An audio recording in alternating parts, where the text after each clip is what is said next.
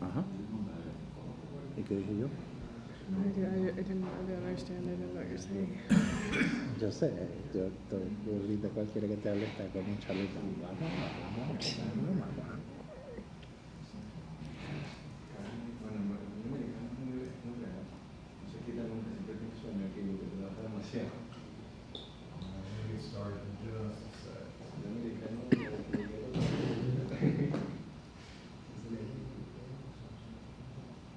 I forgot, do we run the slides from here or do I run them from the computer?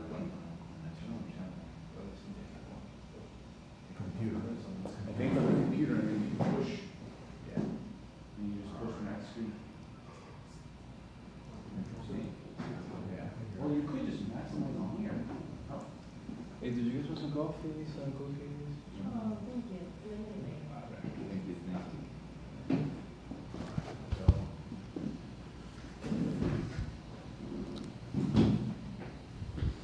How's everybody doing? We're good. Good.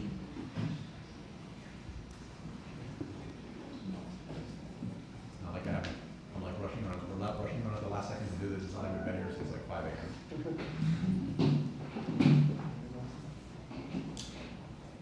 Okay.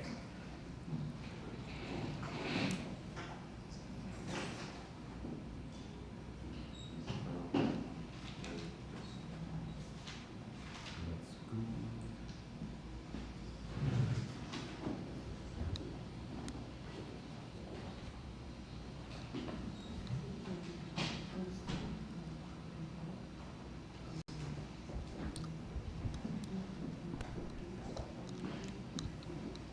Check 1, 2. Oh, we have cubes out there already, good.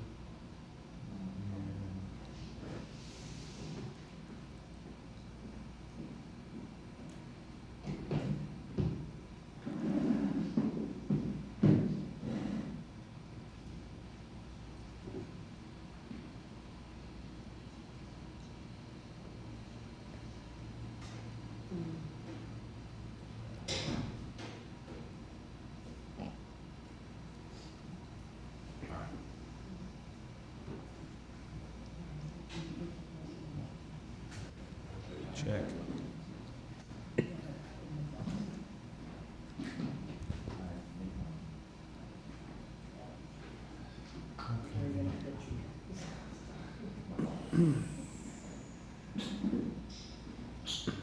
Check.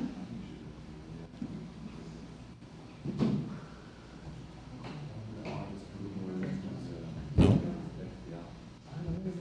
Check the board. Test.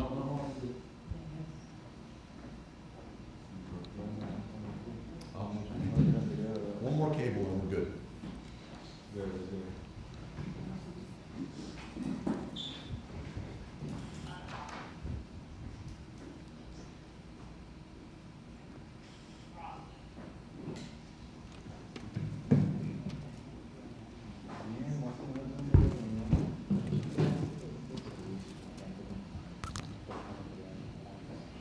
Llegué casi, bueno, no mentira. Mic check, 1, 2. La clase era a las 9:30. Me dio chance de hacer varias cosas. Y tomar un café.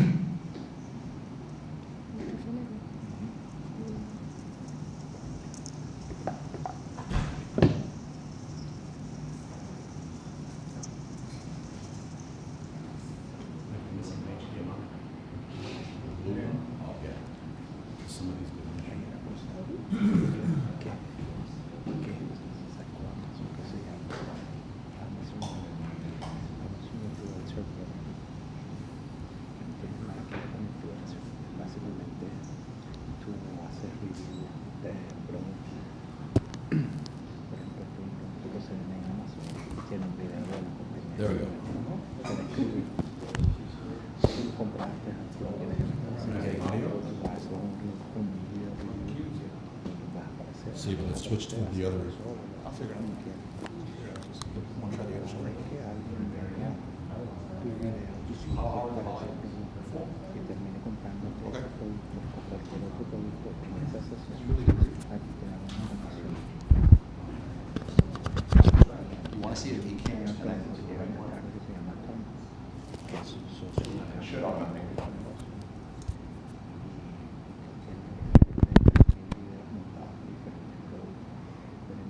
Yeah, right now, the house more hace $10,000 ese mes. You guys are working on Entonces, slides el now. dinero de la gente es de su pueblo. Your phone. Entonces, a ver, es una cosa que funciona y es algo en este momento que tiene mucho interés. Hay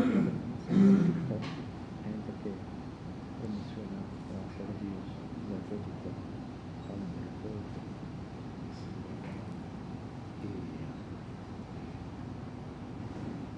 Y sencillamente un porcentaje por toda la renta que Oh, but the slides.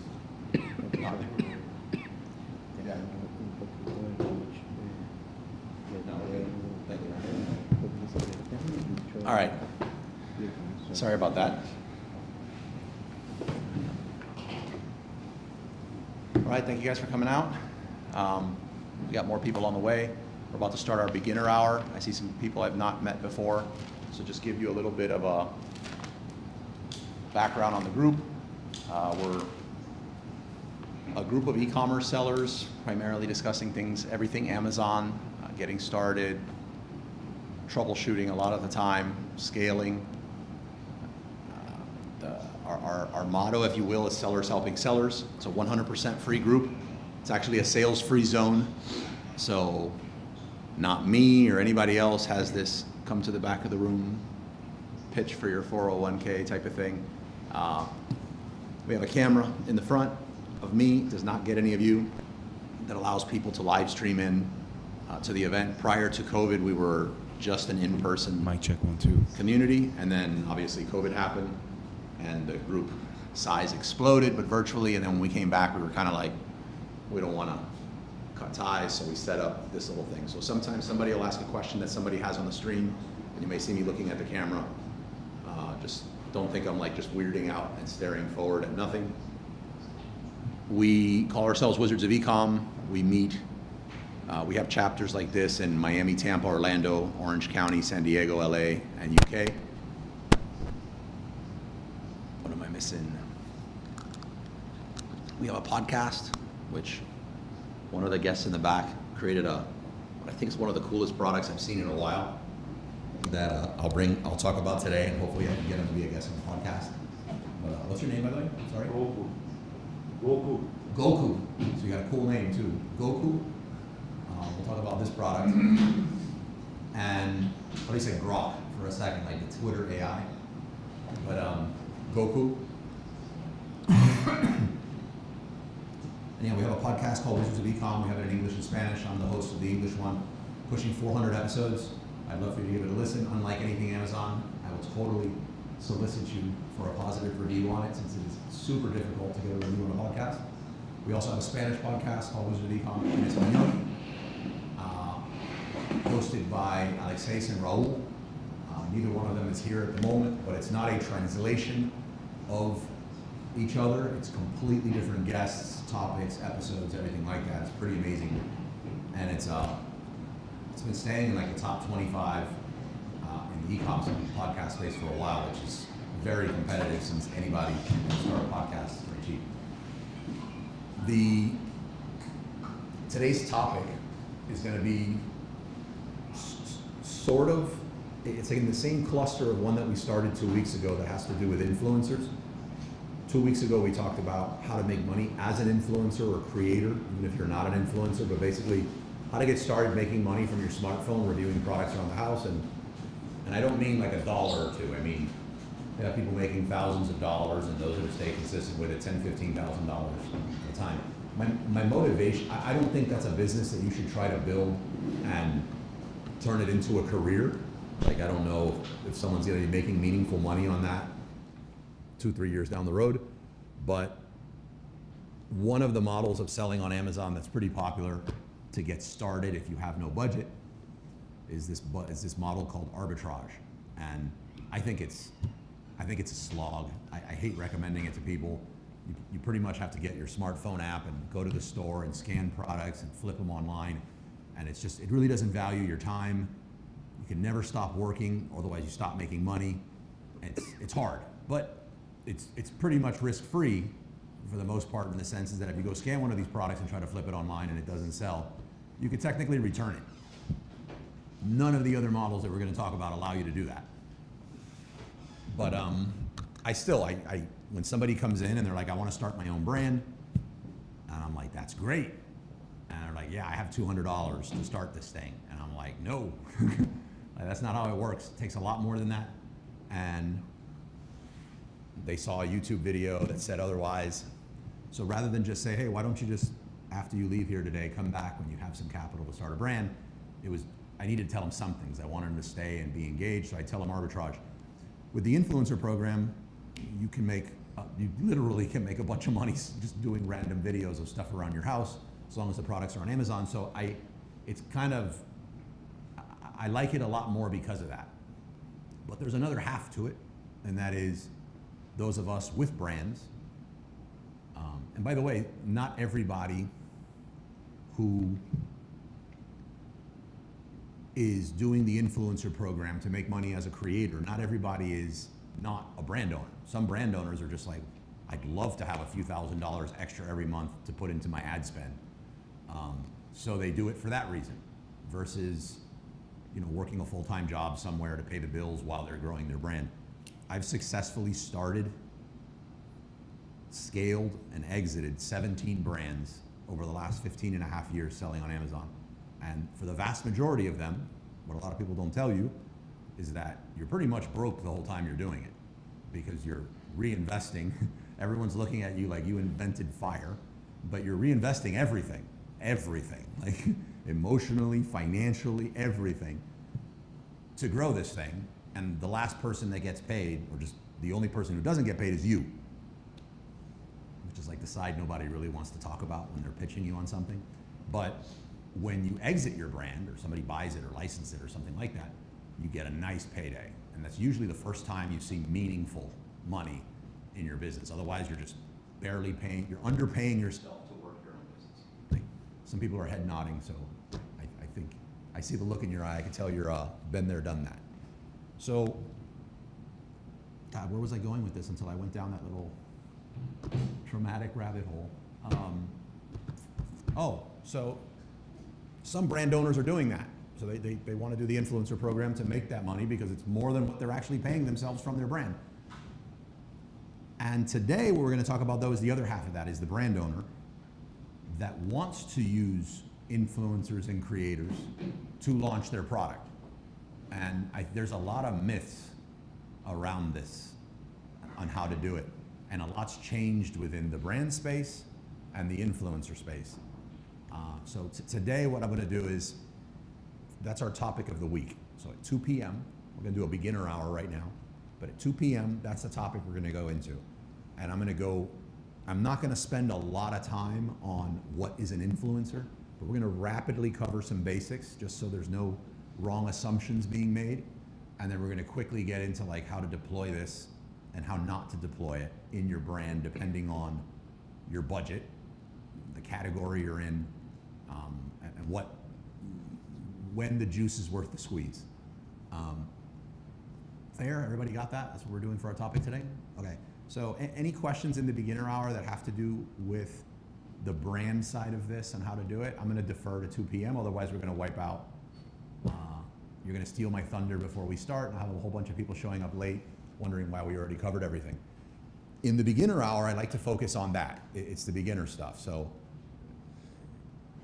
a great question in the beginner hour, if you have it, is, I don't know what to ask. You just kind of know, I want to start selling. I don't want to risk anything, or I don't want to risk what I have on a product that I'm going to lose it all on, or a model I'm going to do it all on, or this is my situation, what do you think I should do? And then we toss it around as a group, so it's not a dictatorship. I'll tell you what I would do if I feel like if I was in that position, or if I might have been in that position. And then other people will toss it around. So there's a lot of bright people in here who have lots of experience as well doing this. So is somebody monitoring? Andres stepped out. Can you look at the YouTube? Yes. So anybody that has any questions that you can ask on their behalf? Not right now. Okay. So while you guys are warming up some questions, because you guys have that look like you want this to be a breathing exercise and not ask questions, so like I will pick on some people and just ask questions to draw some questions out. But I guess talking about this product, this is from a non-inventor, right? I call myself a creative and I create content, but I've never invented anything like this. A lot of people who are inventors or have patents, the majority of them never get sales. So like this group attracts some of that, and they come and they're like, I just invented something that's 5 times better than the squatty potty. And I'm like, that's great, you should do it. Like, you're gonna make a lot of money like the squatty potty. And they're like, yeah, but it took everything to get the patent. And now kind of ran out of gas, and on the ad spend, life happened, and reality was like, okay, it ran its course, but now what? I brought this amazing thing to life, but we got to start selling it. So that, I don't know that to be the case with Goku, but I am curious how you came up with the idea for the product. I'm not going to probe too deep into that because I want it to be raw since you agreed to come on the podcast on another date. But what was what caused you to create this? Can we call this an invention, right? Is that safe? Okay. Is this your first invention ever, or were you like born spitting out inventions, okay? So like, is this your first invention ever? Why did you decide to take this from just an idea to a product? And what was the patent process like? Is that fair? It's fair. Okay.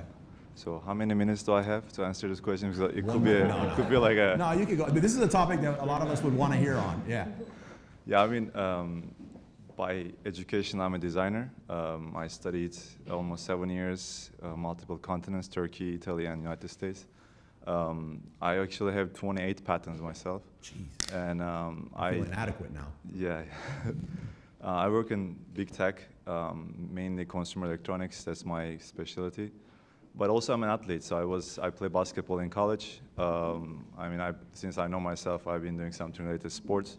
So I always wanted to kind of combine my, educational background and my sports background, and I always want to do something about it. And during COVID, when everything was shut down, and we were trying to be like very cautious, to be very sterilized, and getting our hands kind of clean, like everything was kind of crazy, as you guys know.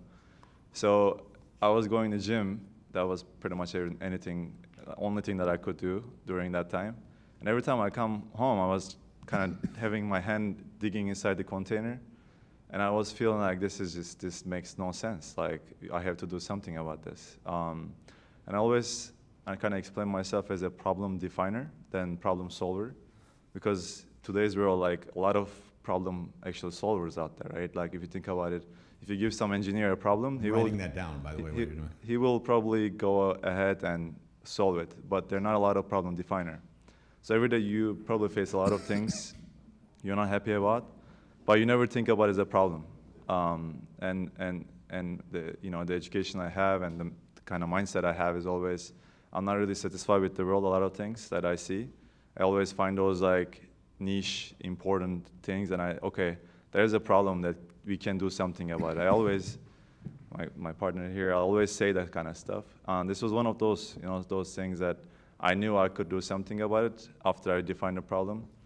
And I start prototyping. What is that for, like, I think we get what a prototype is, but what was like a prototype for you? Is that a 3D printer? Yeah. Is it like a digital? Okay. Yeah. So I have 3D printers and everything. I sketched 3D and look at a bunch of concepts that how can I solve the problem.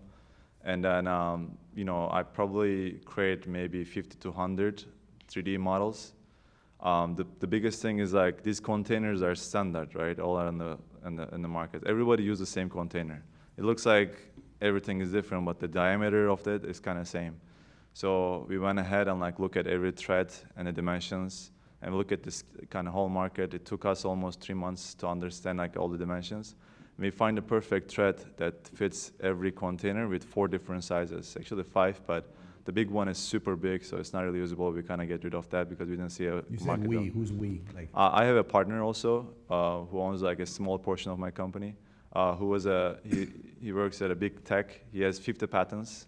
So me and him, we almost 80 patents. So we come together and do the product. So yeah, and then after, yeah, go ahead. and the patent process itself. Yeah. So it is a long process, just letting you guys know. And this is a utility patent. So there are two different patents. One of them is design patent. And a lot of products out there, you guys probably see is like, oh, it's patented. It's a design patent. So design patent that doesn't have a lot of value because you can always go around it. Utility patent means like it's an idea, like how it works, the functionality. And it's really hard to get it. It's a lot of questions being asked. It took us almost 2.5 years and quite a bit of money also. But Can you share roughly for somebody that has that in mind that you can act, because we hear all kind of numbers. I've done some, not invented, but been part of the process. We bypass a lot of process that we had to pay the lawyer because we know the process, so we wrote a lot of things. So we get a lot of discounts, but I think roughly it was around $10,000. And then we get a trademark of our branding. It's called Lido. lit-o.com is ours, which is kind of nice, I think, from the branding perspective as well. Because if you think about it, it's like you want to have a good brand, you want to have a patent, you want to have a good product. So we try to combine everything. And then we sell right now in Amazon and our store. We're trying to scale. We're still kind of early in a bit. You ever thought about licensing? So like you're getting like somebody wants to get their team. Yeah, so there are two things about licensing, I guess. If you have partnership with big brands like Optimum Nutrition, we can create their version of it, let's say, for licensing part.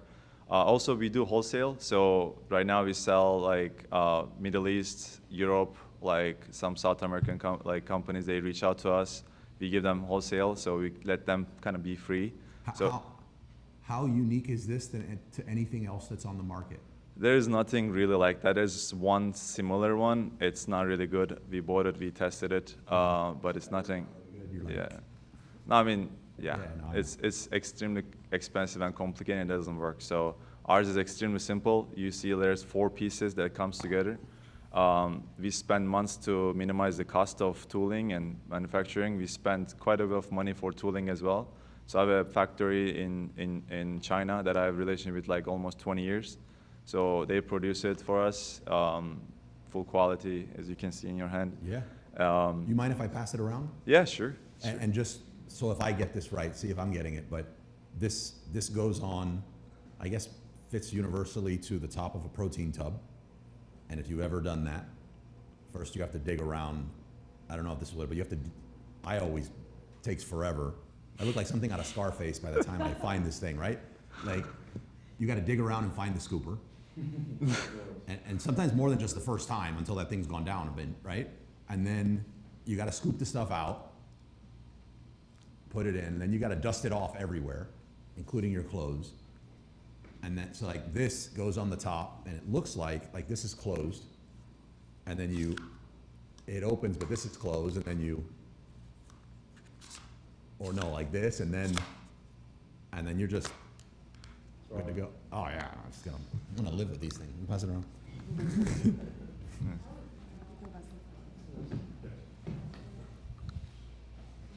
Yeah. Thank you for sharing, man. Of course. Yeah, like how many times I have opened that and it's like, it's a mess, I want to put my hands there. But I never thought about doing something to solve that.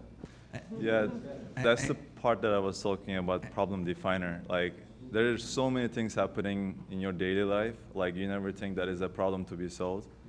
Mm-hmm. And most of the time you think like, okay, somebody probably has done something about it. So, I always take notes and try to target and so I'm always like finding those things, but I never really take an action so much, working with like big corporates and you do a lot of things for them.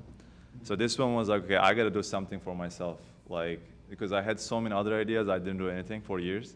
But this was like, okay, I have to do something. So I took an action.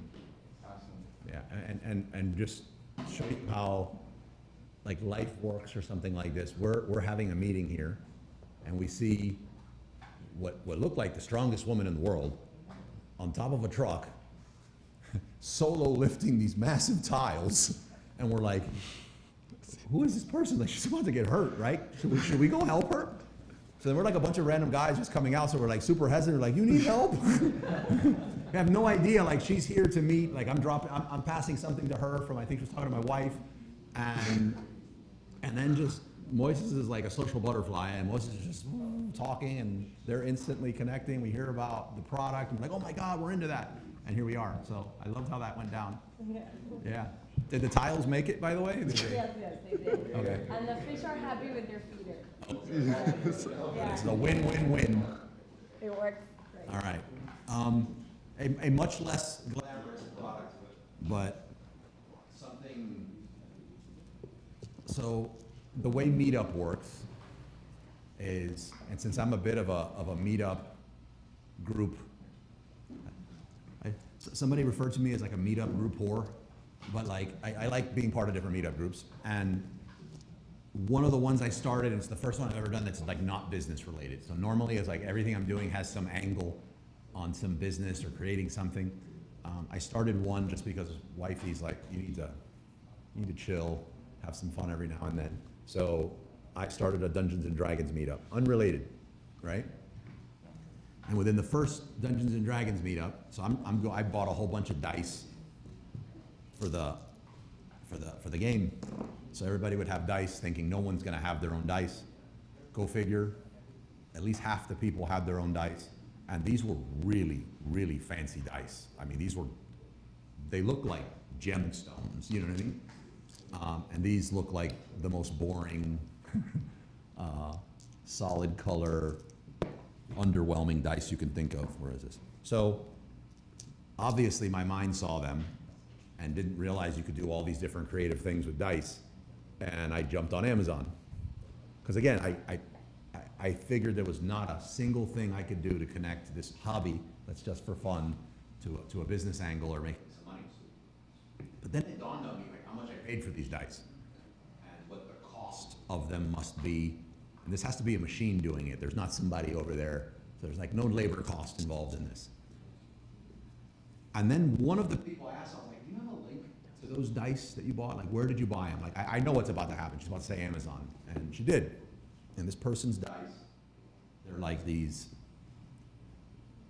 I would describe them as if there was a gray diamonds with like blood speckles on them, right? That's the best way I could describe it. Or somebody got some paint, maybe less graphic, and just did one of these like drops everywhere on them. And they were $39.99 for a thing of dice, and this person's selling them about 250 units a month. So you're not gonna retire off this. But the competition all had one image. You know what I mean? You get where I'm coming from? Seriously under-optimized listing, no A+ content. Their titles were junk. Like everything was bad on this stuff. So I'm adamant that I'm not going to create a business out of this hobby that I'm in, but I'm also always just trying to show anybody that's looking for a quick win on some product selection that you want. Apparently, there's a wide open market for anybody that feels like getting into some dice. I jumped over to, I didn't even go really deep or ask any connections. I just looked at plain old Alibaba, and I put a little RFQ out there, a request for quotation, just to see. And at first I thought it was an error, but I don't know how many decimals the good way it went. But like a pack of these things was like, or these things broke down to like a fraction of a penny each, fraction of a penny. So the nice profit margin there. We're not getting hit with oversize anything. And when's the last time you were somewhere with other group of sellers and you heard somebody's in the dice space, right? So anybody that's, yep. You could probably air freight that too. Oh my God, yeah, air freight this. Yeah. There's so many things you can do with this. You can turn it into a free plus shipping model to grow an email list. You can, I mean, this has got, I hope one of you come to me after the group and say that you're gonna do this so that I won't, because I would obviously not do it if you're doing it. And my wife would kill me if I started another thing at this point. But yeah, great opportunity there with dice. Check it out. Go ahead. All right, questions. Who has questions? Anything Amazon related? Try to prioritize beginner questions. If no one has beginner questions, anything you're stuck on? Yep. We never done food. I'm the wholesale, and I approached this brand, and they have a very interesting sauce. We were able to negotiate a contract and everything, and then when they sent me the first invoice, I read it on the invoice. You need to refrigerate once you receive it. What do you mean? You never mentioned that until I see it on the invoice. And it looks like it's no preservatives, no very natural. It can be only like 7 days out of the fridge. They are selling on Amazon FBA. Now I know why. They say that's not. They said FBM. Sorry, yes, yeah, they are doing FBM. But I was wondering if there is any other service who could do really fast shipping and everything for me if I want to still move forward with them, and they do have the correct fridge. Have you heard of anything like that? So Amazon has refrigerated warehouse FBA centers, but it's very difficult to get into that. I don't have a ton of experience with it, so don't take what I'm saying as the gospel on it.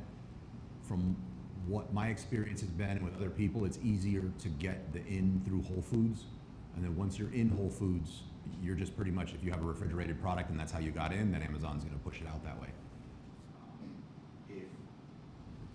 If the largest, I mean, my largest brand right now, Miami Reptile, we're the largest seller of live insects online. And the live insects, depending on the temperature of the destination, needs to either have a hot pack or a cool pack, or cool packs in them. So you may not, I don't know how temperature sensitive the product is. Like if it's ice cream, I would consider that extreme. But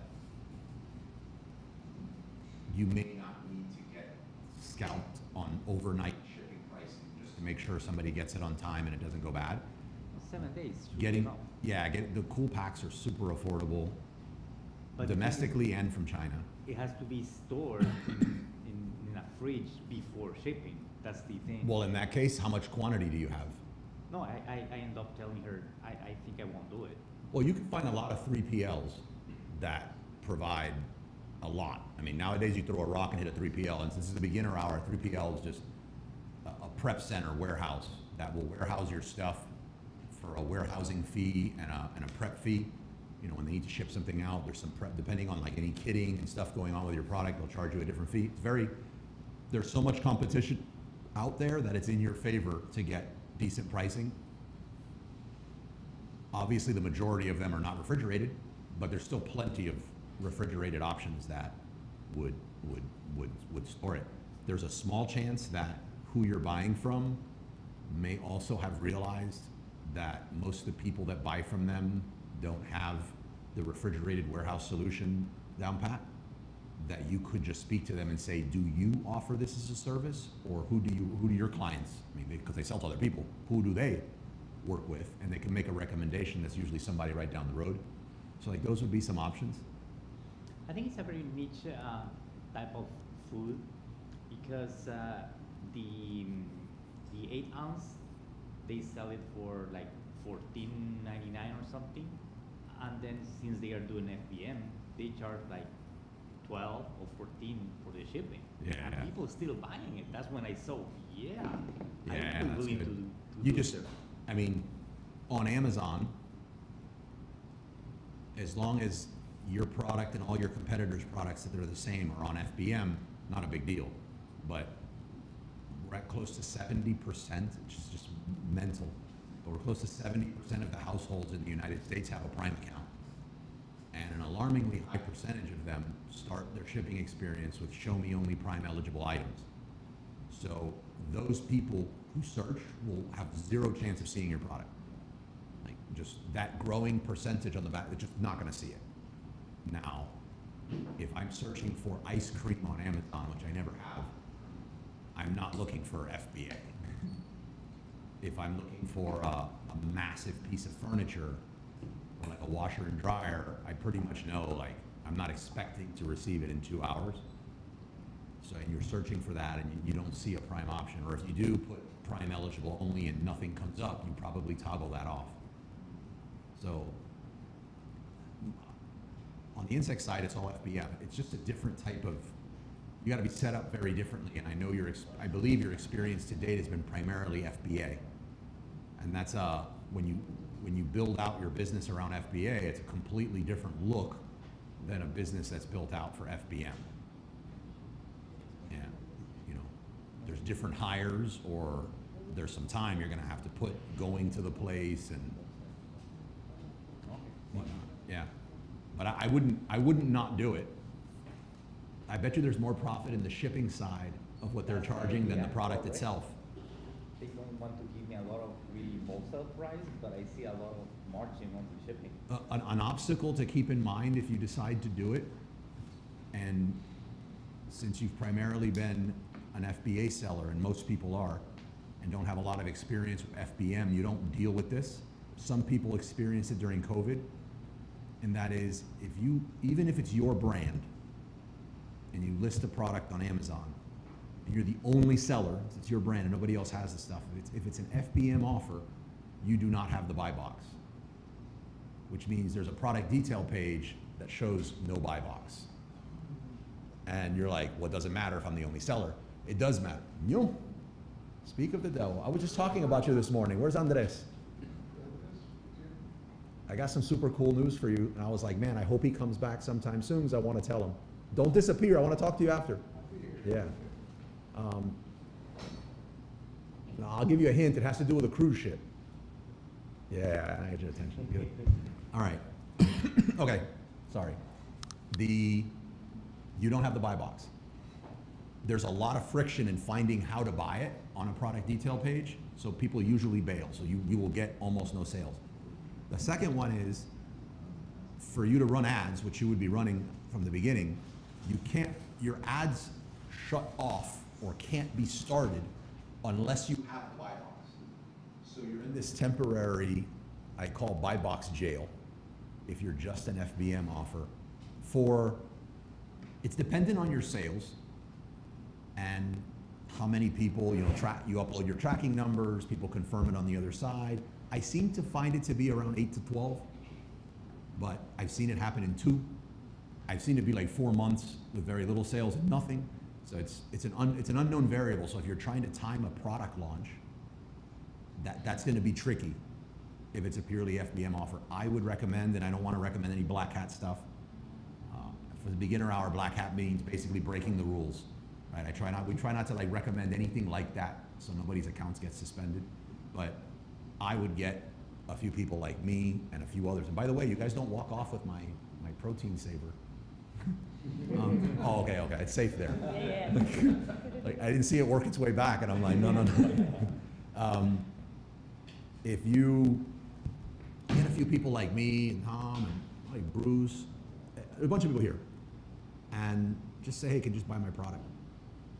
And like, so I can send you, I don't know, an empty box with a tracking number, whatever, like, that you can confirm you receive it, and just try to like jumpstart that process. Otherwise, running a launch, even the way we're going to talk about it at 2 p.m. or just a PPC launch, is going to be close to impossible. Okay? Hold on one second. I think Moises, you had someone from the stream had a question? Yes. So there's a question here. How important it is to have a relatable face of the brand when it comes to launching with TikTok creators? Okay, so I'll just touch on it, but then I'm going to save it or I'll tell you what, I might forget, but when we get into the 2 p.m. section, and once I go through my little spiel in the beginning, if you can ask me that question again, I think it's going to be a lot better. Gotcha. But how important is it to have a relatable face of the brand when you're working with a TikTok creator? It's not. Like the TikTok creator you're working with, most of them, it's purely mercenary. It's like, you're gonna pay me $250, $500, $1,000, $2,500 a month for X amount of content per month. And if you're gonna pay me and I feel like I'm okay with the product. Like if some stuff that might not be okay is it's this very skimpy thing. Like my wife gets sent a bunch of stuff as an influencer, like a lot of the boxes you see around here. And sometimes we'll get something and they're like, we'll give you $150 for this. And she's like I'd only wear that for my husband. You know what I mean? Like, I don't care how much you're paying me. I'm not doing 15 to 30 of them per month, or it's something that requires you to be in the shower. Like, so as long as you feel comfortable with the product, usually the creator doesn't care. It's like mercenary, it's send me the money. And most of the brands want you to create a separate TikTok profile for it, so their brand would be the only stuff showing up on that profile. So again, no issue. That's how they work around that. But if you want, ask me that again when we get into that section. I And will. you'll have to remember because I'm already. I will, I got you. Yeah, Ting. Thank you, Chris. By the way.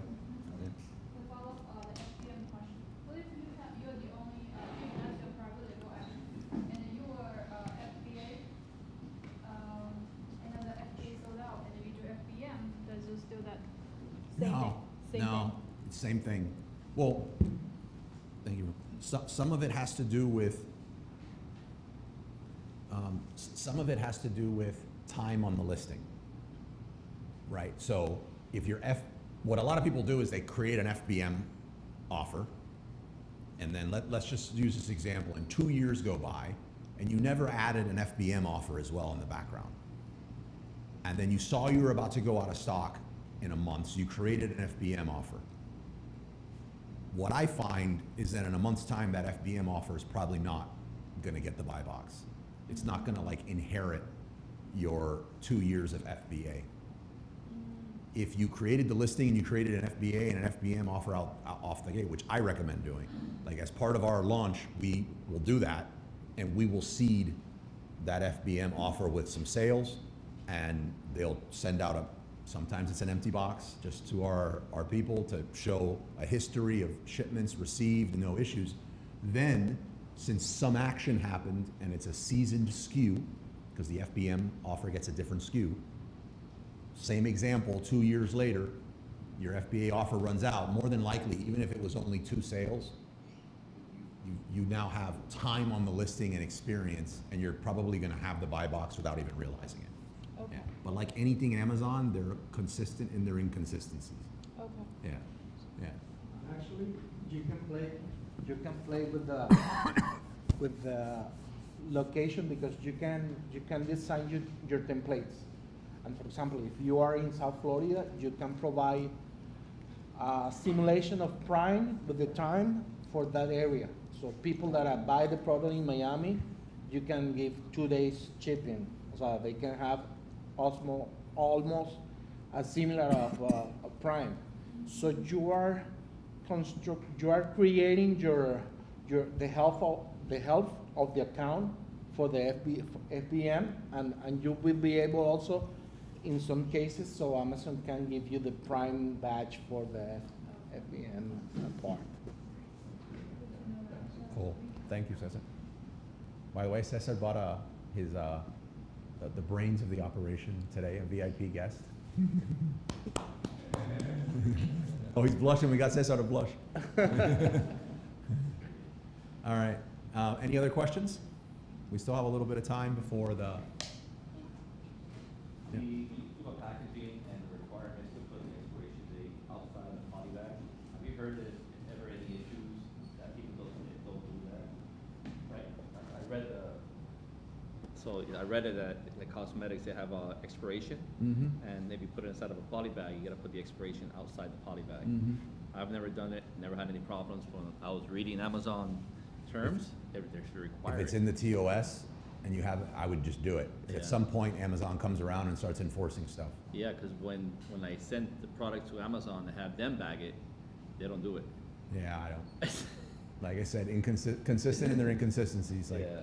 at one point, they had no issue with you grabbing random barcodes for a penny a piece, and then all of a sudden, but it's always been a rule that it should be like GS1 verified barcodes, and then one day they just decided we're going to start enforcing this, and caught a lot of people, you know, that half their SKUs just disappeared.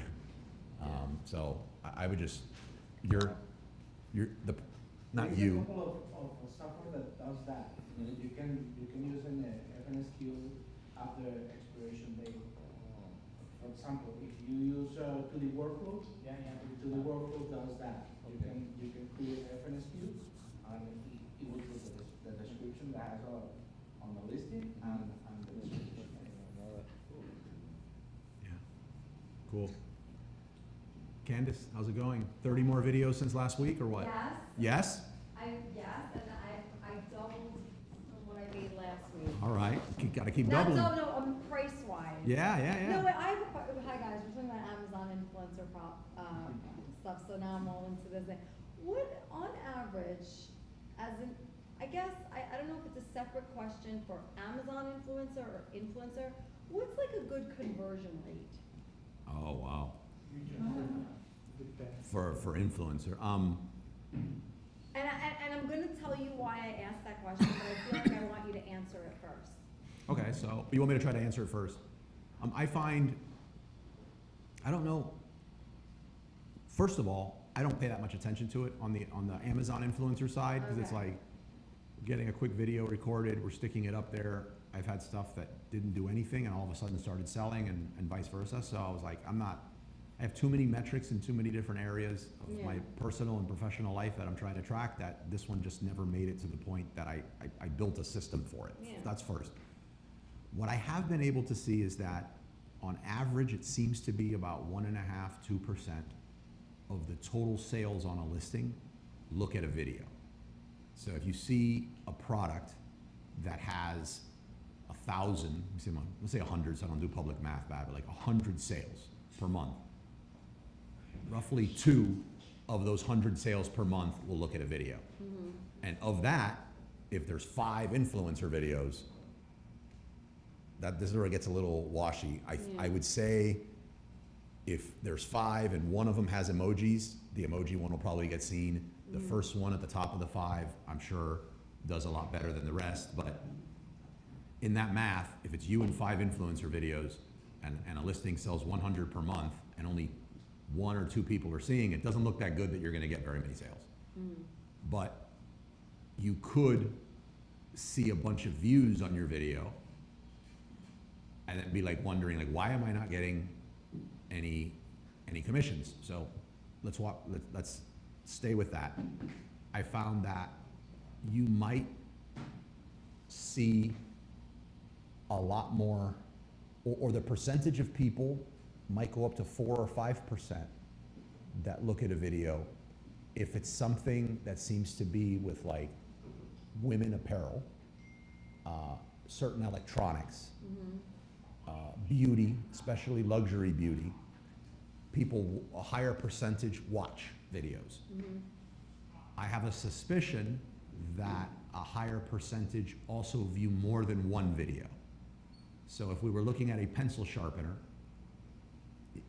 1%, 2%, 2 people out of 100 see it. They don't need to see more than one video on the pencil sharpener. But with certain apparel and certain beauty products, you go look at a video and you're like, yeah, but that's not my complexion, or that's not my body type, or that's not my whatever, and you hunt through a few more videos, so you only get last click attribution. So the last video that's seen that they feel, this is what kind of sold it for me, or I've seen enough, I haven't seen what I've seen, I haven't seen what I wanted, but it's worth the risk to buy, that's who's gonna get the commission. The previous videos, you're gonna see a lot more, like your conversion rate there is gonna be bad on your end, because you're like, I'm getting a whole bunch of people to look at my stuff, but not convert. So like, it doesn't answer your question, but that's kind of like the closest I've been able to get. Well, I'll tell you why in a second, but let me just ask a separate question that I got. So let's say your product, you're selling your product on Amazon, and when you see like the amounts of clicks and then you see the conversion rate, what's a good number that you really don't know? No, I don't. Really? I don't think you can. We're talking about Amazon influencer stuff, right? No, Video. no, right now I'm talking about just Oh, products. Yeah, Oh, now I'm talking about product. Now let me just ask you, like, say you're selling a product, because on the Amazon influencer thing, you see 10%. It'll say conversion rate on your Amazon influencer thing. And I say this because there was I was on the Your First Dollar and I was listening to these I hate to say kids, but they're kids, and they were talking about like, this guy did like so much in sales, and then he's like, oh man, it's like a 10% conversion rate, that's like crazy, you never see that, and I'm like, oh, I guess that's like a good number. Yeah, for I just double check. I blurted out 10, but I just double checked. Yeah. Between 10 and 15% is considered a really good conversion rate. And you're talking about everything, products and as an influencer, just like Yeah. sales, period.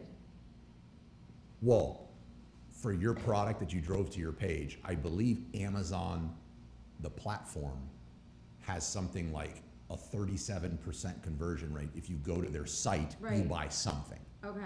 But if you're talking about the conversion rate on your product detail page that you sent, you know, on an ad, Right. I blurted out, I was like 10% would be really So it's kind good. of the same for like influencer and for a product, it's kind of like 10 is a good number.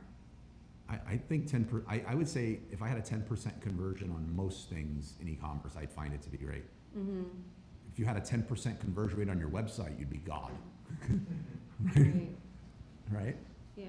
Like some people create courses if they could do 2, you know? So it's really real. I just think that there's a lot of factors that go into, like if you want to figure out what's a good conversion rate, I think you got to understand what increases conversion rate, like what improves conversion rates. Mhm. And with the Amazon influencer program and last click attribution, and it's on a product detail page, it's your page. In this one, it's 5. I mean, there's like 15 other videos that they can look at. I think it, for me, to be fair, I've not dove into it enough. For me, it makes it like the juice isn't worth the squeeze to even figure this out. Right, no, right. Yeah. And it's like, it took me 30 seconds to put this video out. Yeah, I wanna whatever it spend does, no it more does. seconds looking Whatever at it the does, it metrics. does. Yeah, Yeah. I understand. Steve on the chat's asking, what is the product? I think we were talking about, I think it's the product you were talking about. No, it's a product that he's got in the background, he might do it, but I don't know. It's a product that doesn't have to be, I guess it's one of those, if you open it, refrigerate after use. Oh, no, actually, she said that since it doesn't have any preservative, Right. it has to be stored all In- the time. All the time in a fridge. Just, Yeah. she said 7 days in shipping, that's fine. It sounds like kimchi or something, right? Something really with Vietnamese type of sauce. Yeah. Okay. Oh, for the multiple items, You have a mic? Amazon, sets up April 15th to October, sometime in October is multiple Mm-hmm. period, right? Depends on the melting point of the chocolate. Yeah, so what if you still have, the you product. checked in before April, the cutoff the date? What Amazon will do about your product? Just destroy it, or you have to recall back? It's been But so you long. already checked in, you already It's been checked so long since I've had to deal with that, I believe it. I believe you recall it, but anybody want to weigh in on that? Kind of the configuration you have on your store, Yeah. because you can disposal or you can ask for return. Will they keep selling for you? Or Not they- FBA, No. no. But yeah, I don't, it's been so, I mean, it's been so long, if ever, that I received an email telling me I reached my limit and I had inventory on a meltable. I try to avoid meltables, because it's, I don't know. I think it's a, I don't know. I've never found one that was like worth the off time, but I would love, I find the better the chocolate tastes, the lower the melting point. So if you tasted a chocolate and it was like really good, I don't know, this is totally not scientific, but if you tasted it and you're like, this tastes great, it melts like don't turn the AC off in the car, like keep, I mean, it's going down. And don't hold it in your hand too long. But if you start getting into like, this is good for cooking, this is good for, it's coated on cashews, like, and it's the cashews and the salt that's really making it doable, then the melting point is a lot higher. So I like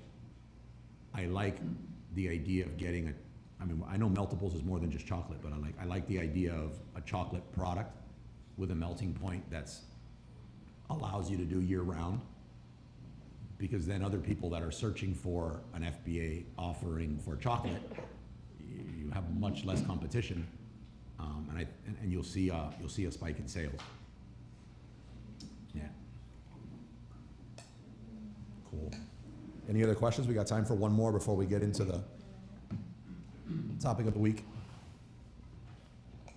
Yep. Yeah, sure. Beauty, the variation has to be the same. Mm-hmm. Right? Since it's chemicals, you can have like the second product can have an additional product, right? But I was thinking to put it in the artwork because I got flagged already because I had the keratin plus the mask. It can't put that with the keratin as a variation. Mm-hmm. So I wanted to put it in the artwork to add value to the product to help with conversions. Is that allowed? As long as it's not on the main image because the bots pick it up. If it's a different image, the bots pick it up and they'll take down the variation. So I was wondering if I could put that in the artwork or the premium content. Like here's the product, but plus you get this for free and this for free, which costs like $1 or something. So you have the product and you want to include the mask in the product? Yeah, but I can't put it in the main image because that'll mess up the variation. Because I'm only, the variation is only allowed in size. You can't, because it's chemicals, so it'll have a different process. You could put it in the secondary images. Yeah, that's what I was wondering. I don't know. I don't want to get caught again. Yeah, no, I think you're fine putting it in the secondary images. I'd create some promos. I don't think the promos are that effective. Okay. Can you create a virtual bundle? Yeah, but it'll have their own little reviews. I have a virtual bundle with like 5 reviews, Right. but I wanted with the 2,000 reviews I have on the main ASIN. Yeah, can you run a display ad with a virtual bundle? No, I tried that. I You tried could that. target your I own love listing. it. Yeah. Yeah, I would have it in the secondary images. Especially since it's so cheap and would go well for the product, what I find is you see this sometimes when somebody does it, like who received the product and when you opened it, you had no idea, it was not part of what you bought, but it had some really cool stickers inside. Right. You remember that. Mm-hmm. Those usually translate into positive reviews. Like there's a much higher conversion on positive reviews. If you received a product and it was, I don't know, one of those reviews, I've never received one like this, but you see it online, you open it and like fake butterflies just go flying everywhere. If you can create an experience on when you receive the product, that translates into more positive reviews. So like that is worth it in and of its own. So even if you couldn't add it in the image, but you have a nice value add that you can add. Like I feel like Apple does this with the experience of the product when you receive it. It's like an experience opening up an Apple product. So you think it's better not put it in the display or just leave it a surprise? Like leave it. I would add it in the secondary images. And everything but the main image, I would add it. And then worst case, somebody didn't go look at that and they received it. They're not offended that they got this extra value add. Yeah. Yeah. So I do that with a product that sells for like 160. I add like the live-in, I live in a mask. It costs like $3, $4. I think that's great. And I put like instructions, and then I saw that my return rate was like cut in like to a third. Yeah. Because of that, for that extra little thing. Which I started messing around with something after doing was Tom. He set up this factory tour when we were in Boston, and it was someone that does anything liquid in a bottle, like co-packing. The guy wound up not like being good with customer service or like starting new business, but it was very informative when we did the tour, and he mentioned scent, and it like changed the way I looked at scent. And I've been able to do this once, and I've been able to recommend it to a few other people, but it costs almost nothing to infuse the inside of your packaging with some sort of scent. And that creates a great experience, and been able to see that it does give an uptick in positive reviews.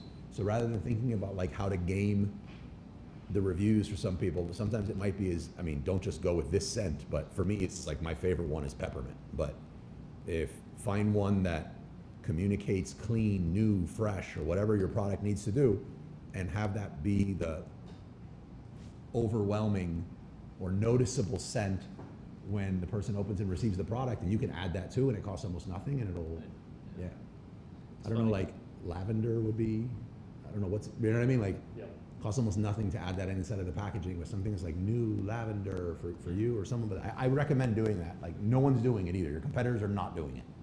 So it'll give you a leg up. I saw the #1 seller in Amazon is like $25, and I saw them on TikTok, and they said 30,000 sales. I'm like, I never saw that. I've never seen that before. On their TikTok shop. On their TikTok shop. Yeah. 30,000 sales, and they just started.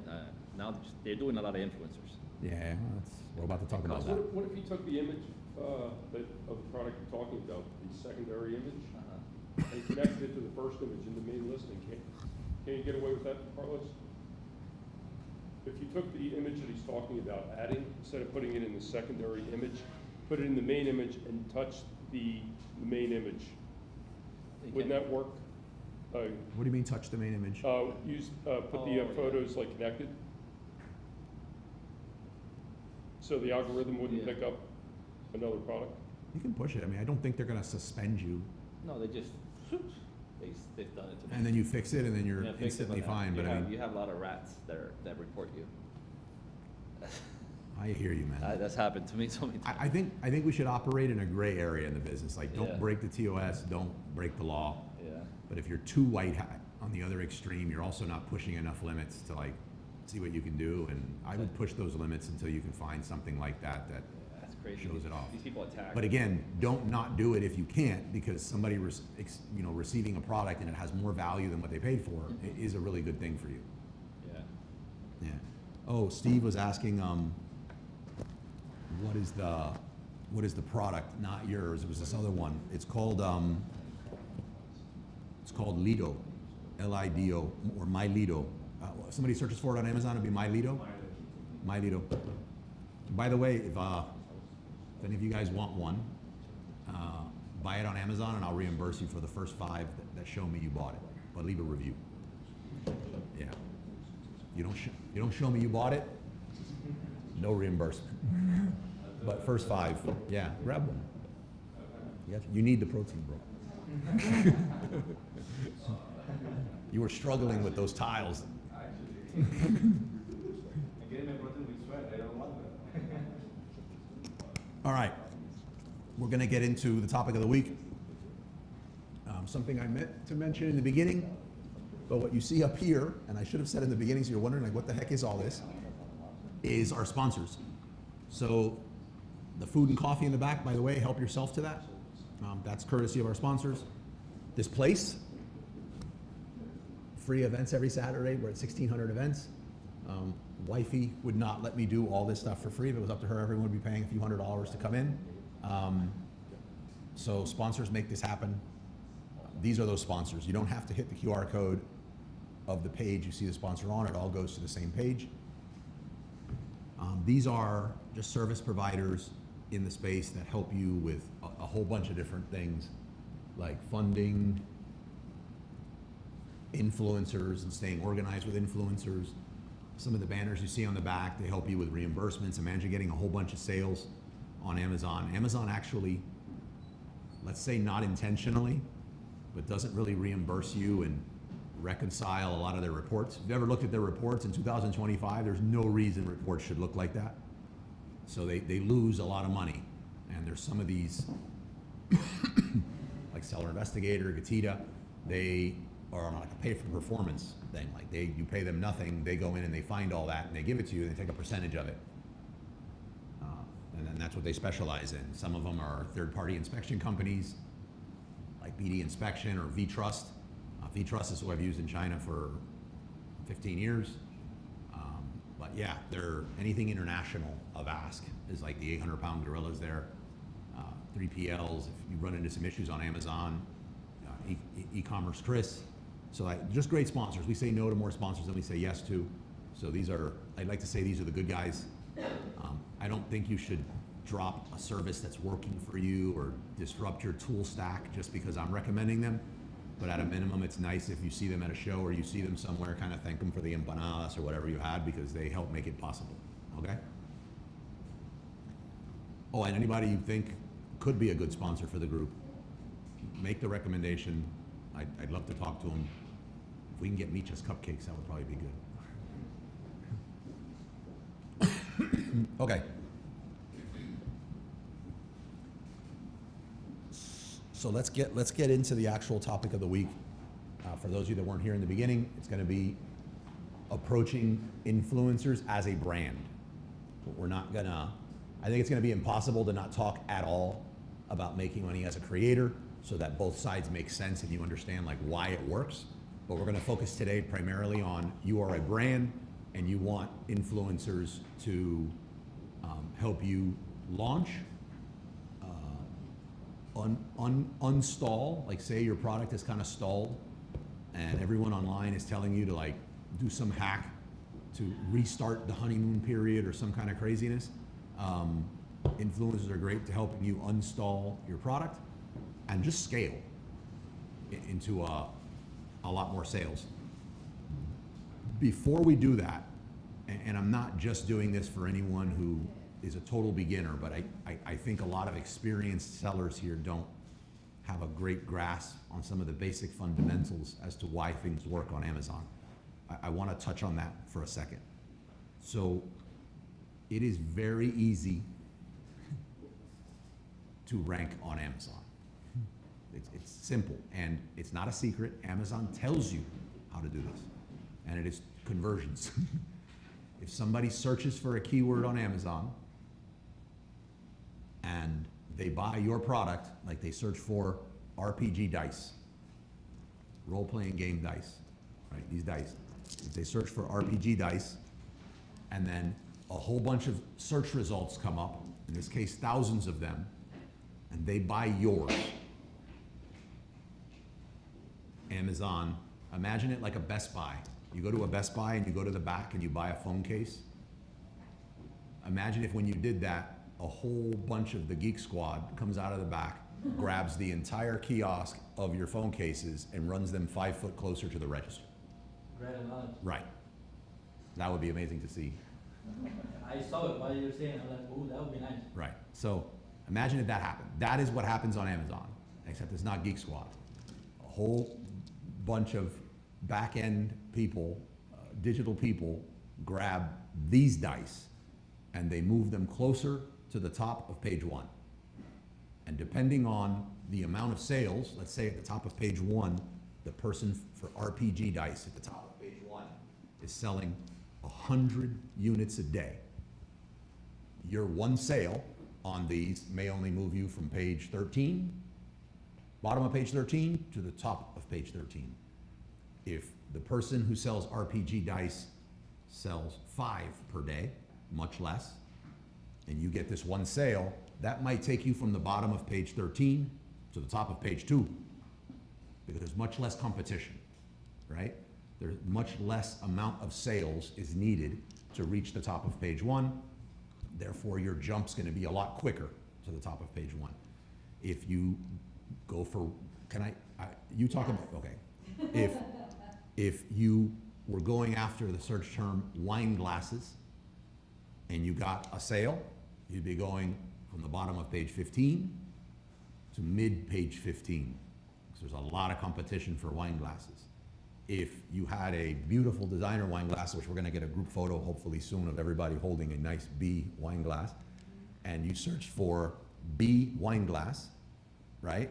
B wine glass gift, we'll just B wine glass, would have one result, 2 results that would come up. We would buy Candace's, and then the next time, because there's such few people doing that search term, that one sale might put her top of page 1 for B wine glass, okay? But that's how you rank on Amazon.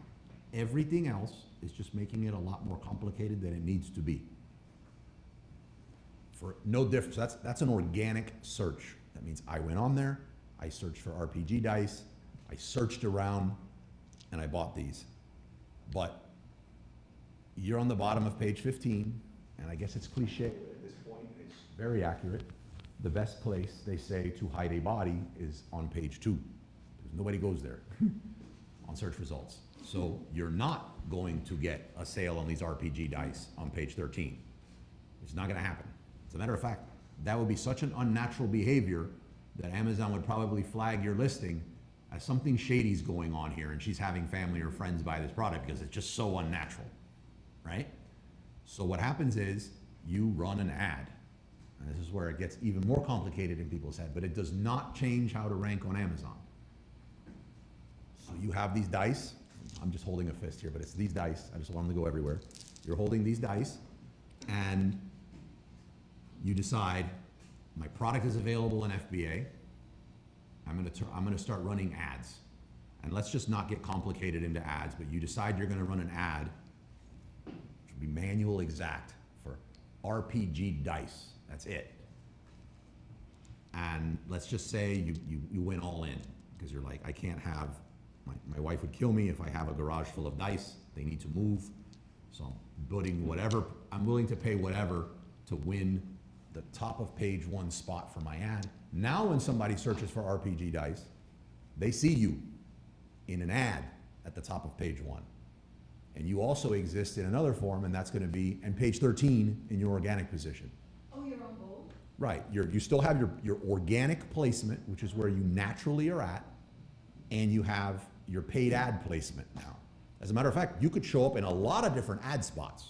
So you could show up in 50, maybe 100 at this point, ad spots. You might have an ad that's broad, broad match, and you'd show up for RPG dice.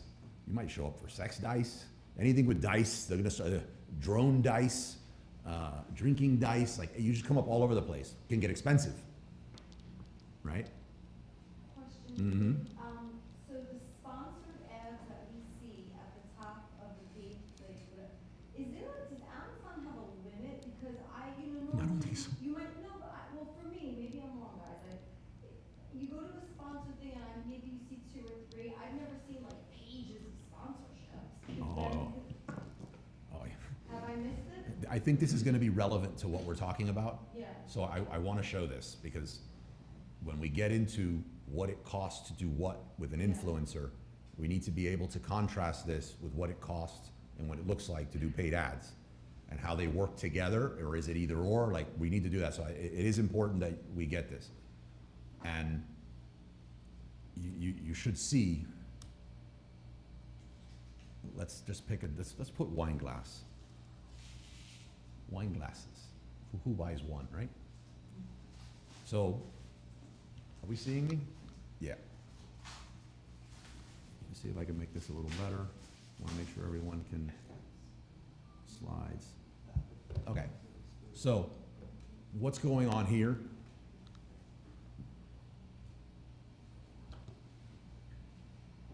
Oh, you see me good, that's good. So this is an ad. I still call them headline ads, but they're sponsored brand headline ads. So this is an ad. More than likely, if somebody clicks on this, they're gonna go to a brand store, if they don't know what they're doing. So in this case, it took them to the product detail page. No other competition is showing up here, right? Because the person paid for an ad. Let's go down. Forget my obscene amount of like tools that I have set up. This is an ad, this is an ad, this is an ad, this is an ad. So we haven't seen an organic listing yet, right? This is an ad. So we have some organic. So this is the number 1 organic placement right now, this minute, for wine glasses. Joy Jolt. So you have to go through 6 until you get to the first organic. That's what it's. But let's just take a glance. Does Joy Jolt also run ads? They do not, right? So notice Joy Jolt does not have an ad placement, but they could have, and probably should have, an ad placement. But they're showing up here as an organic placement. They're not paying for that. Well, they paid to rank, but in other ways. But they're now the number 1 position organic. That's what that means for wine glasses. If they had an ad, they would also have shown up in that rung above. And there's this great, it's almost about as debatable as the Democrat Republican, whether when you were the number 1 organic listing, should you also run a sponsored product ad right beside it? Like, well, if they were gonna buy my product anyway, should I be paying for an ad? I think you should. You run offensive ads and you run defensive ads, right? And remember, you rank based on what? Conversion. So if you have 2 opportunities to get conversion, or 50% less in conversions, you want all the opportunities for conversions, because the less conversions you get, the easier it becomes for those other people to get a conversion, and they're gonna what? They're gonna pass you. So you have offensive and defensive. Also, if I would have searched for Joy Jolt, some of these people are gonna have ads showing up on my brand name. So if the first 5 listings you see are not Joy Jolt, but you searched for Joy Jolt, I might lose the sale. So that would be another example of a defensive ad. But okay, so here we go. This is our first one. Let's go to the next rung. So now we have some more organic. We should be getting to another ad. So now we've had 2 things of ads, 2 things organic, a massive video ad, back to organic, and we should be hitting sponsored again. Another sponsored ad. The majority of the page is ads. So you could have multiple ads running. And remember, I'm trying to dance around not making this, because we can go down a rabbit hole on ads, and I don't want to do that today, okay? But if you had multiple ads running, they could be showing up in different placements throughout this page.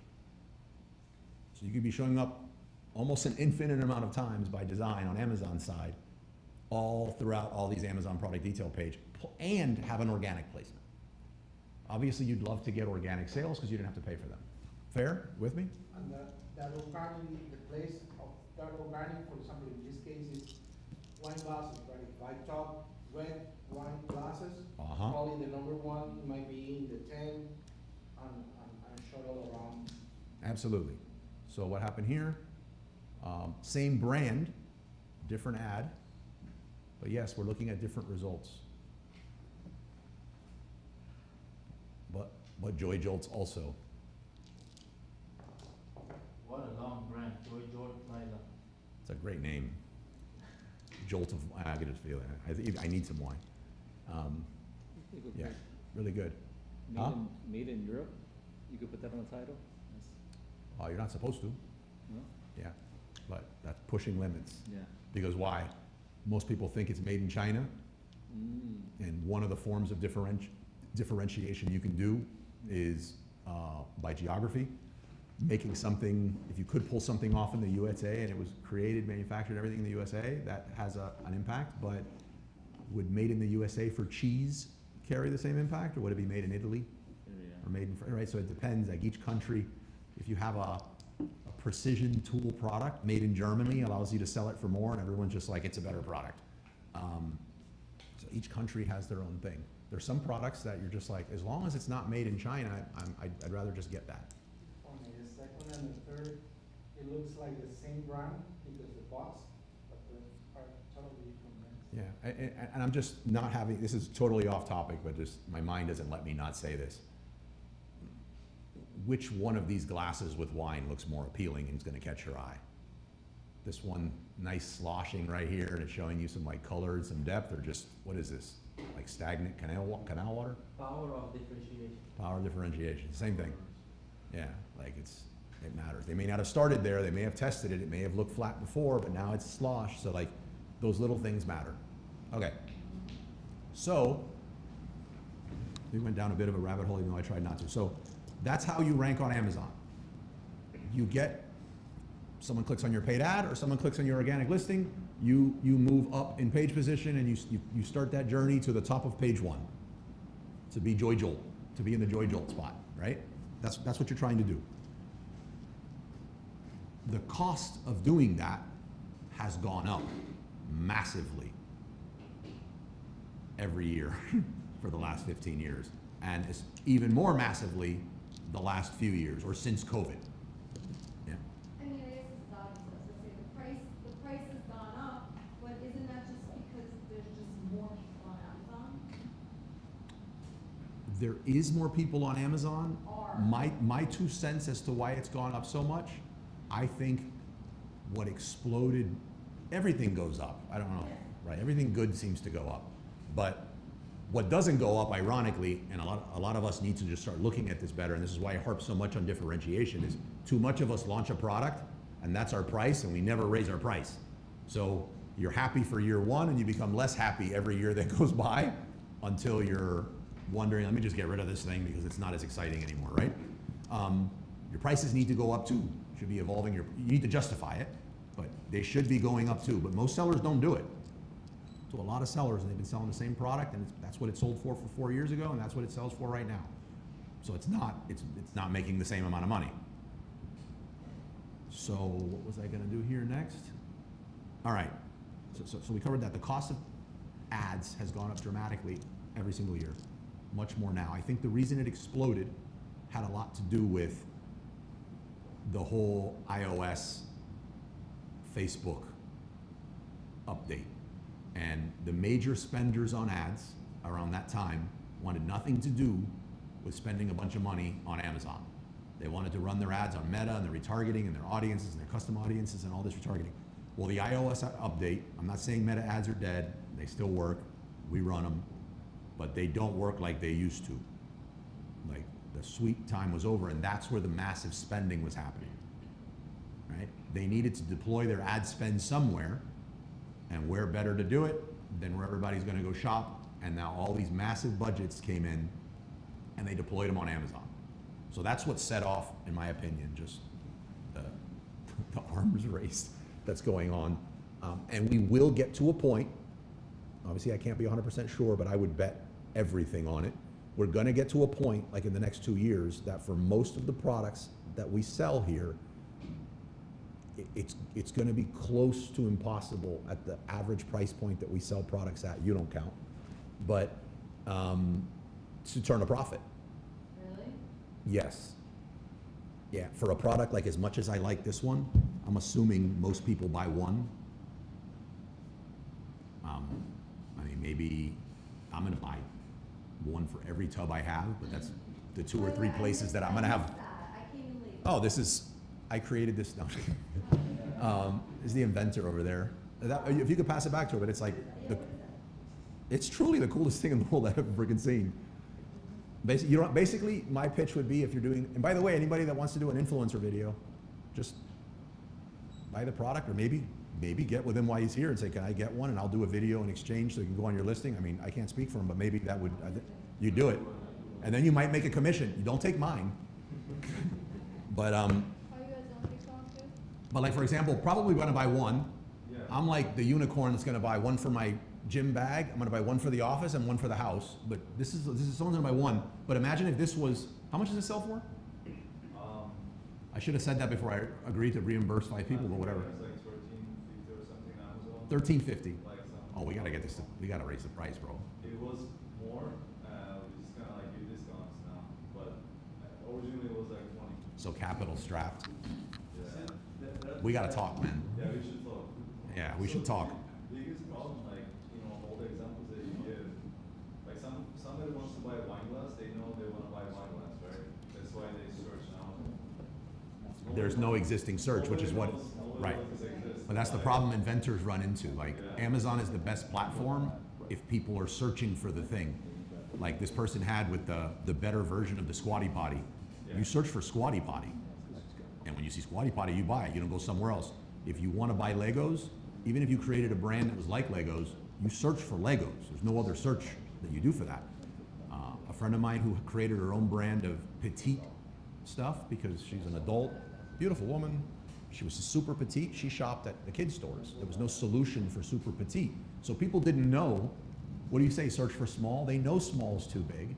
So there's cool things you can do around that, but yes, that's probably your biggest, but you cut your price in half. That thing should be 25 bucks. Yeah. And you buy it once, you have it for life. It's not like you got to throw it away with each tub.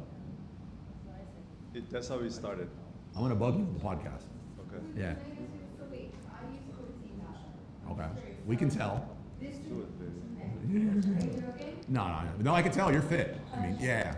So wait, so you put it on the thing, and instead of like what, making a mess, Right, you get rid of the top, you put this lid on, and then you just twist it down. right? You know, you clip it. Okay.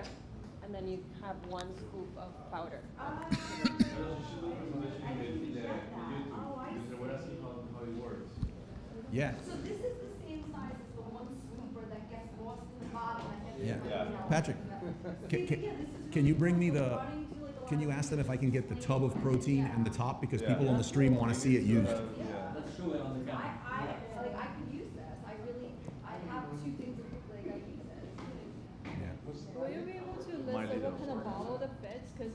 don't take this type of stuff? What's that? Will you be able to give me a list of what kind of bottle it fits instead of All of There's, them. there's a list on the website. We have actually multi-selection tool in the website. You Okay. can search your brand and it gives you which size you want. Okay, because we don't take that one. Yeah, it's fine. All the containers in the market is universal. So even though they're different brands, they use the same container from China. All right, that's cool.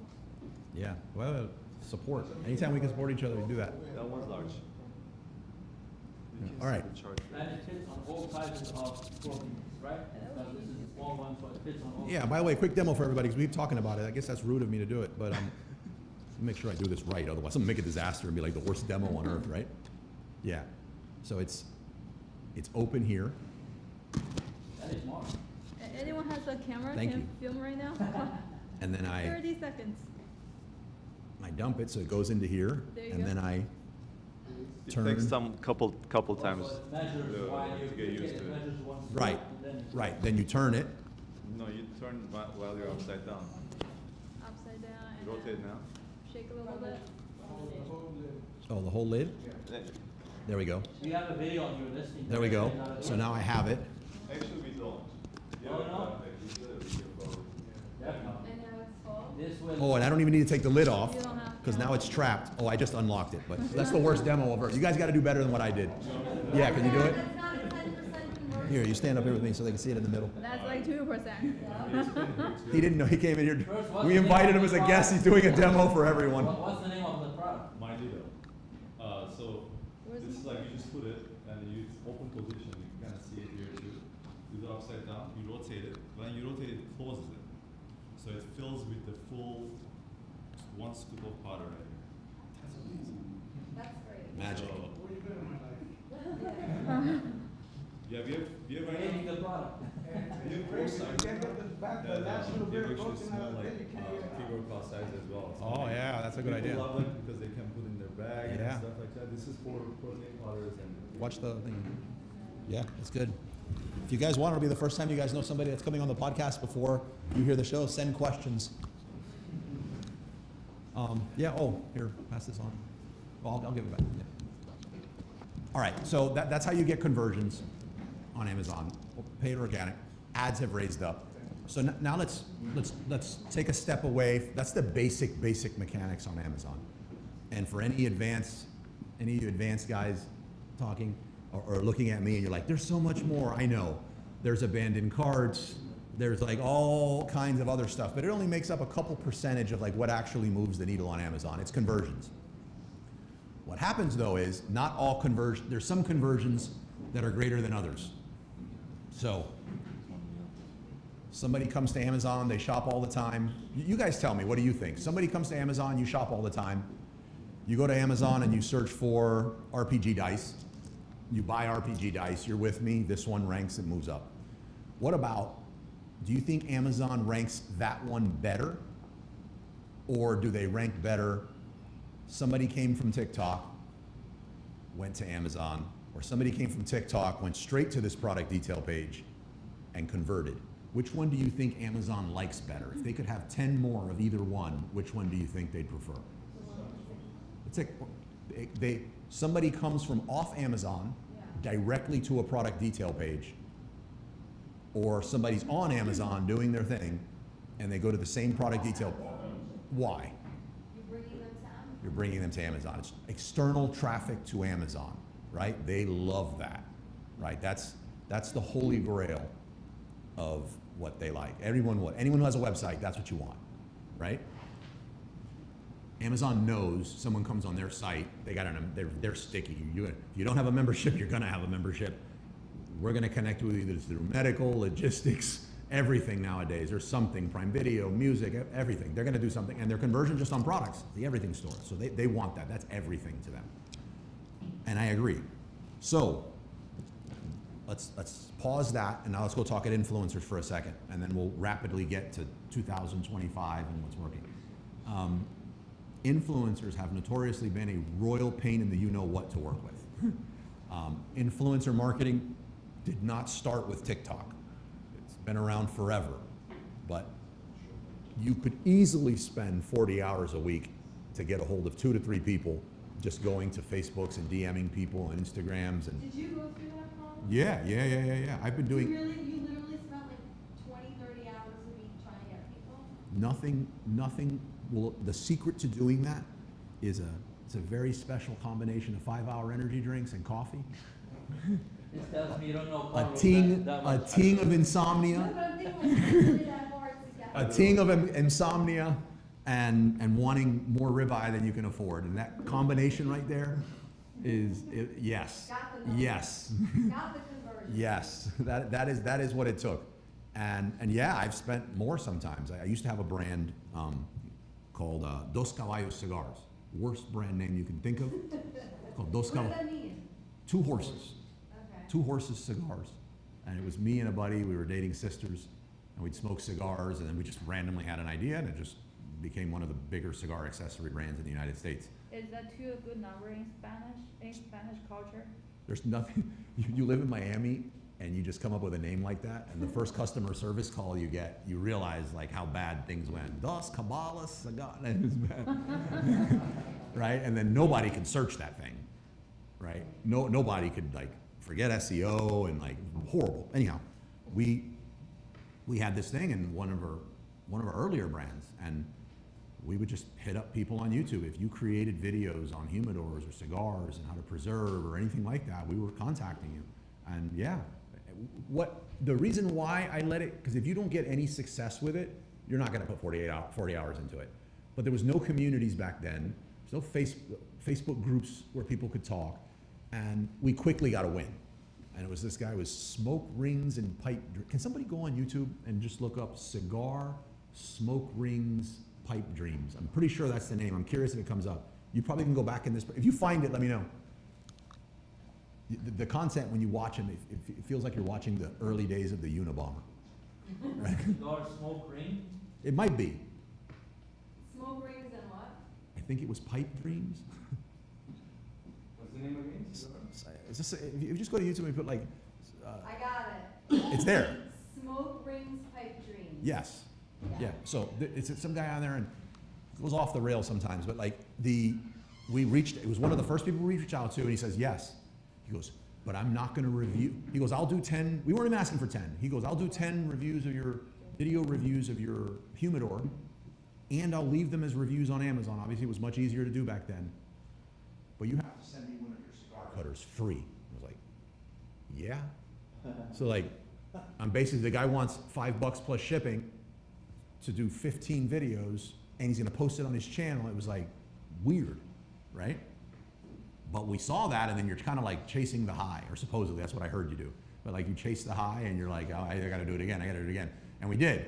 And yeah, we'd put in sometimes 40 hours and nothing, but usually about 40 hours netted something, and the majority of the work is outreach, and you're not hearing back. And then when you do hear back, they might price you out of the market.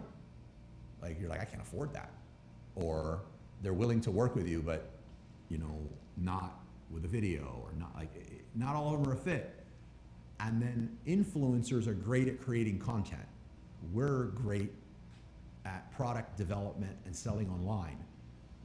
One side is not that great. A content creator doesn't mean you're great dealing with people and doing business. And you probably don't have a media kit and Stripe and all these automations. And then you over here, you really don't know how to pitch your stuff. You don't know, you see their channel, you hit like, and then you follow, hey, I've been a huge fan of you for years. Can you review my product? They can see that they've never been connected with you before. We do that. So big disconnect.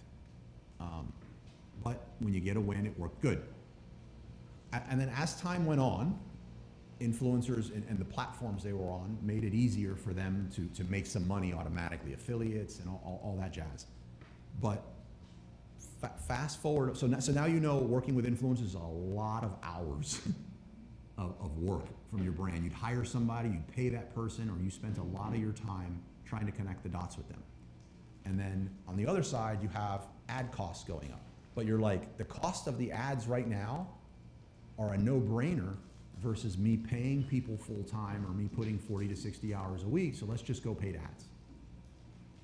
What happened a few years back is the cost of those paid ads now got you thinking, wait a minute, might want to hire somebody to just go 40 hours in on the influencers. This is going to come out to be cheaper or about the same. But most e-com sellers don't have the experience now in working with the creator. So there's still that gap, right? Now the pricing is about competitive, and I'm oversimplifying a few things, but it's important for you to really grasp like how to use some of this stuff now. You still don't know how to connect with them, and that's where TikTok happens. So TikTok eliminated that friction point in the sense of you don't need to contact them, right? You don't need their media kit. They don't need to create a media kit. Neither one of you need to communicate with each other in a lot of cases. And what'll happen is you have a product. The only thing you need to do is put your product in TikTok Shop, right? And if you put your product in TikTok Shop, you can then say, again, oversimplifying, I'm willing to give away X percentage commission to anyone who creates, who gets sales promoting my stuff, right? So the creator now has all the free reign to create how they want to get sales. You don't have to get bogged down dealing with them. You get a lot more content at no risk, because these people that do create content, if they don't get sales, you're not on the hook for it. And then this is how it ties into Amazon.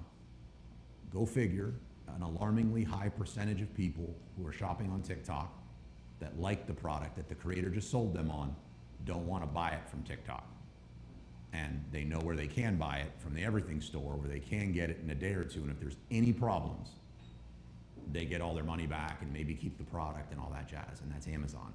So if you set up, and this is just one of the ways before we get into the deeper ones, if you just set your product up in TikTok Shop and open it up to influencers and make sure that you're not giving away 5%. I don't think 5% moves it for anyone anymore.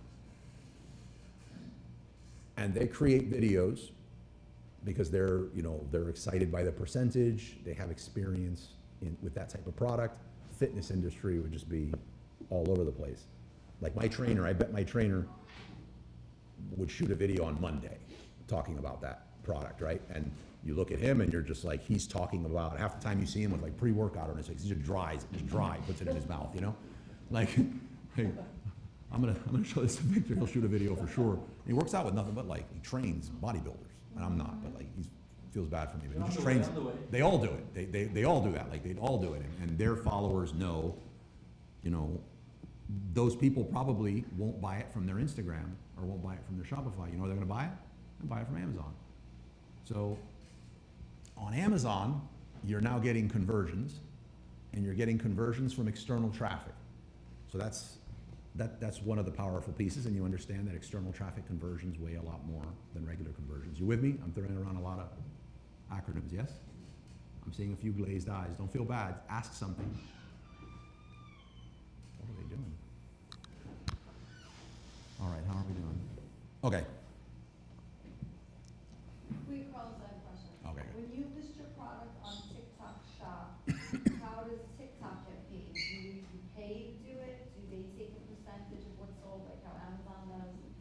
That's a good question. I think they take a small. Depends on the category. Yeah, it depends on the category. They take a nominal percentage, but they don't.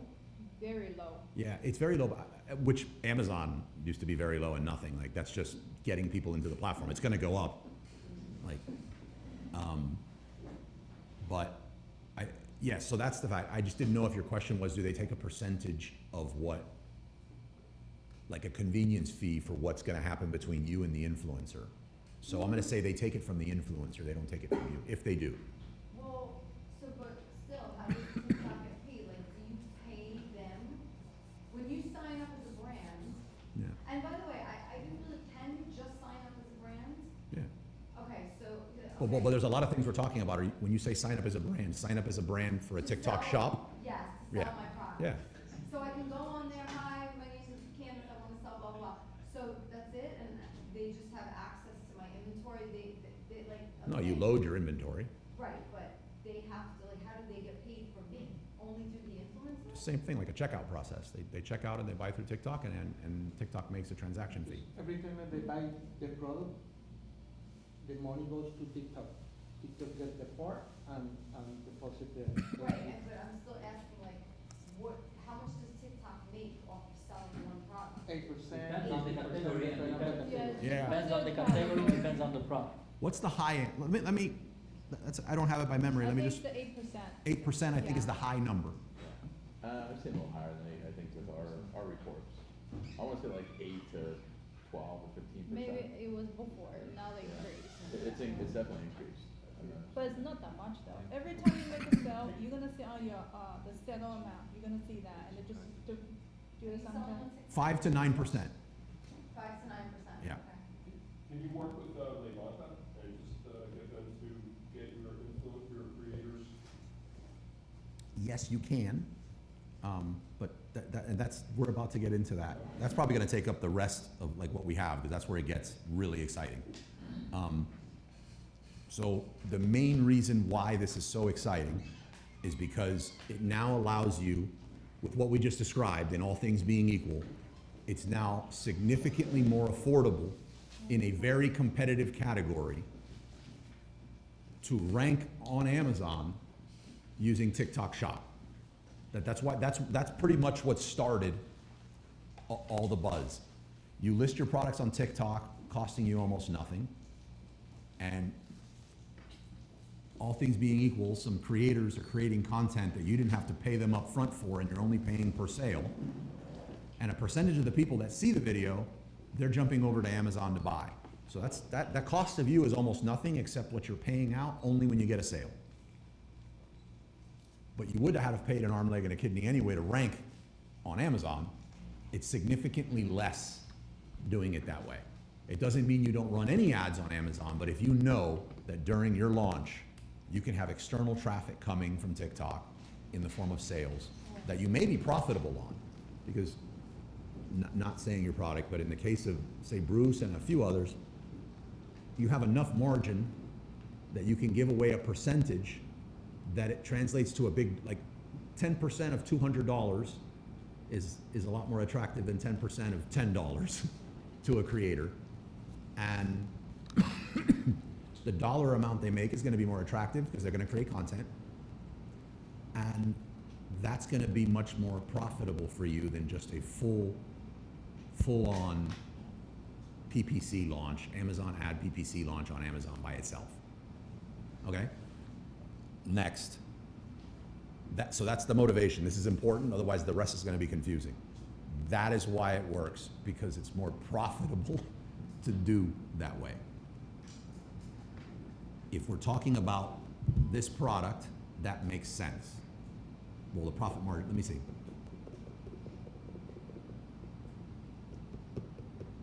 Yes, because it would have the word yes. It would be the case, because another dangerous thing about this product on ads is you're going to need to include the word protein shaker and all that in here, which is going to spike your cost per clicks, your relevancy. Now you're getting put into a category that's like brutal on ad spend. There's some challenges there, but it would apply here.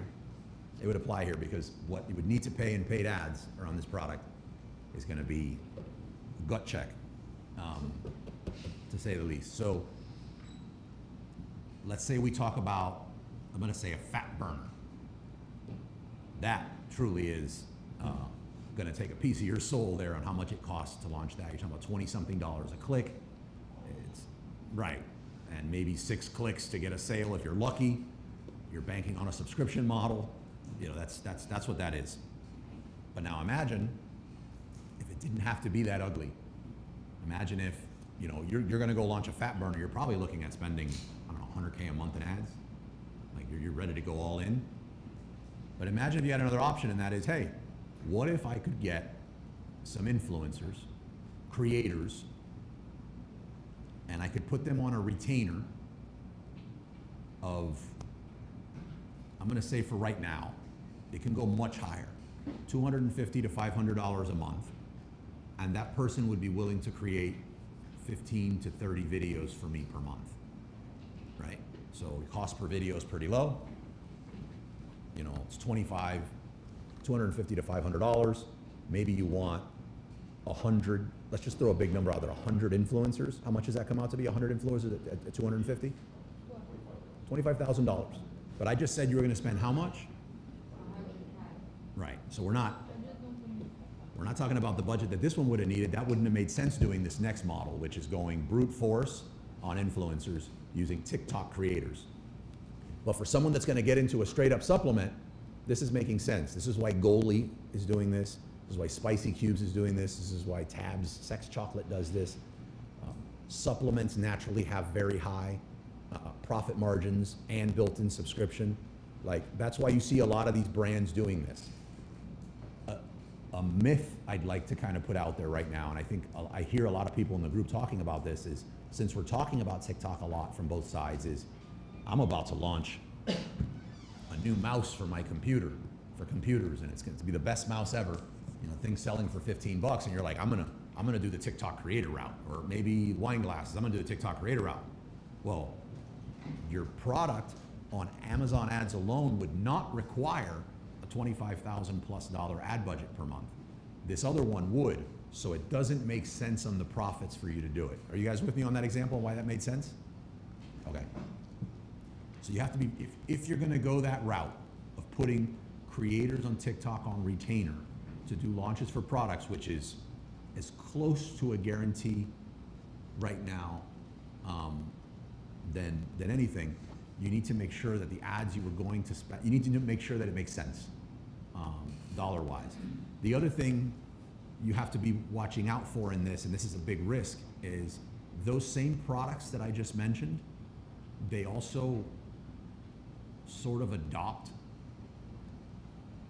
a lot of the risks that come on Amazon, which is you have a product, it has ingredients in it, beauty, supplements, medical claims.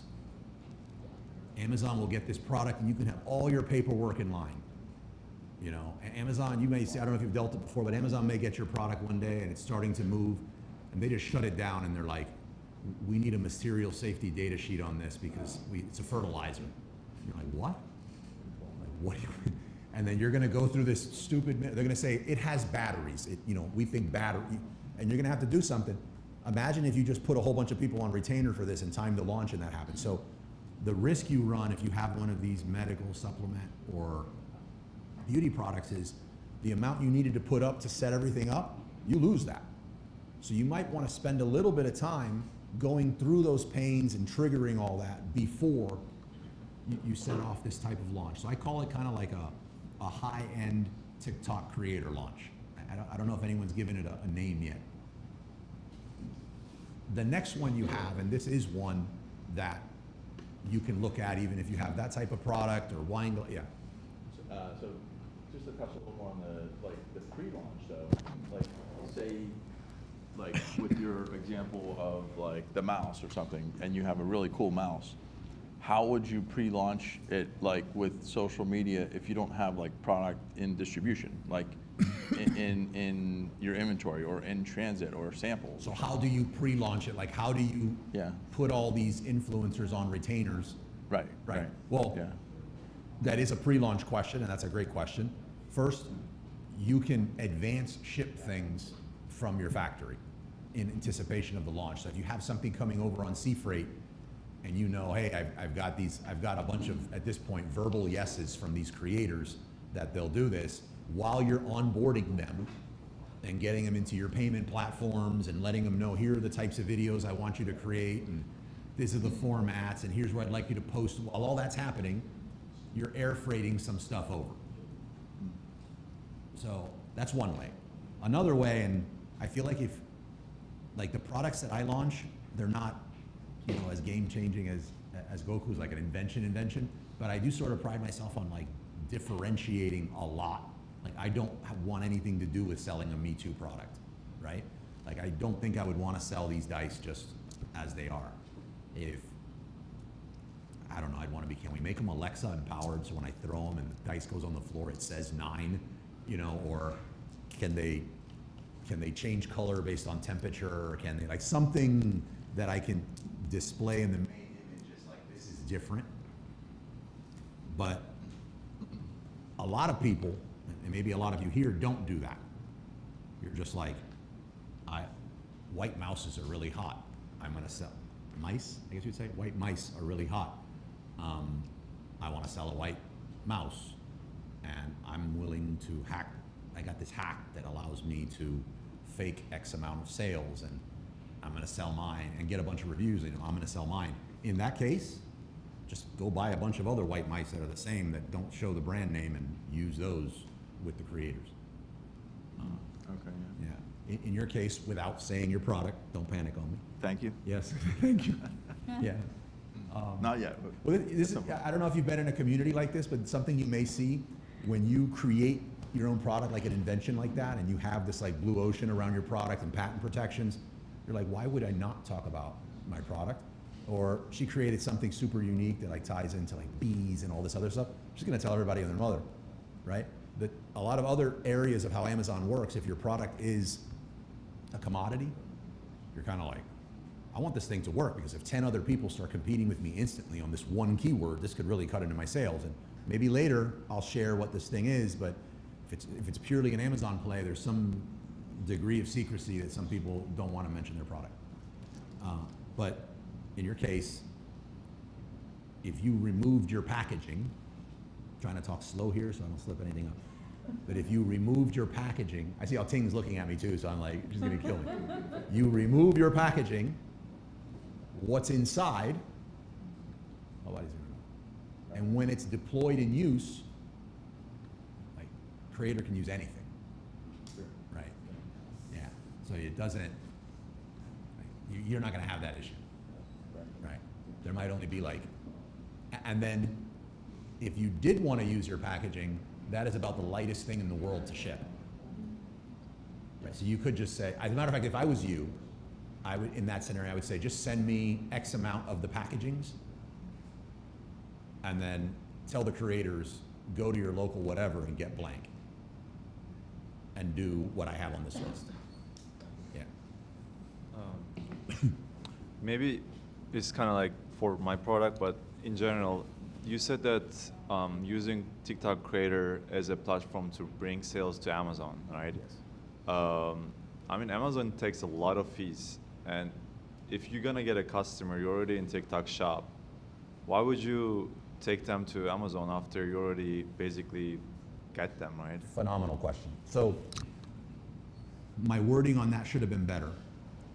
You can't take them to Amazon from TikTok. TikTok won't allow that.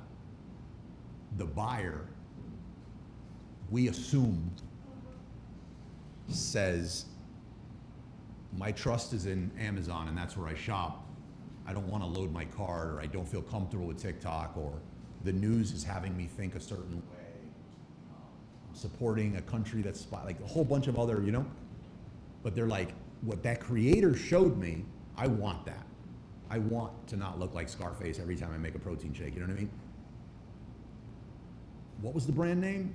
And you're shopping on Amazon and you know you can have it in an hour. So you're not forcing that. That's gonna happen. Got it. If somebody saw someone using your product and looked at the brand, the experience would be similar in the sense that they would go to Google, if not Amazon first, because Amazon is the biggest product search engine in the world. They would go to Google and they'd pop in My Lido. They might go to your site, I'm assuming Shopify, and say, wow, yeah, oh yeah, look at this.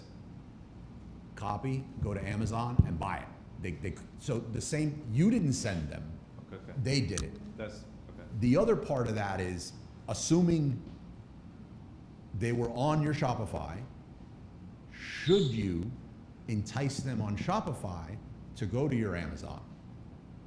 Right? Because now there's a big difference in fees. You make more if you get it on Shopify. You get the email if they're on Shopify. That's to me, that's the biggest point to keep them on Shopify. But do you really make more if they buy from you on Shopify? So when you break that down and you realize how much does it cost you in paid ads, Meta, Google, influencer marketing, knocking on doors, you know, going into gyms, all the stuff you may do to grow your business. How much does that cost?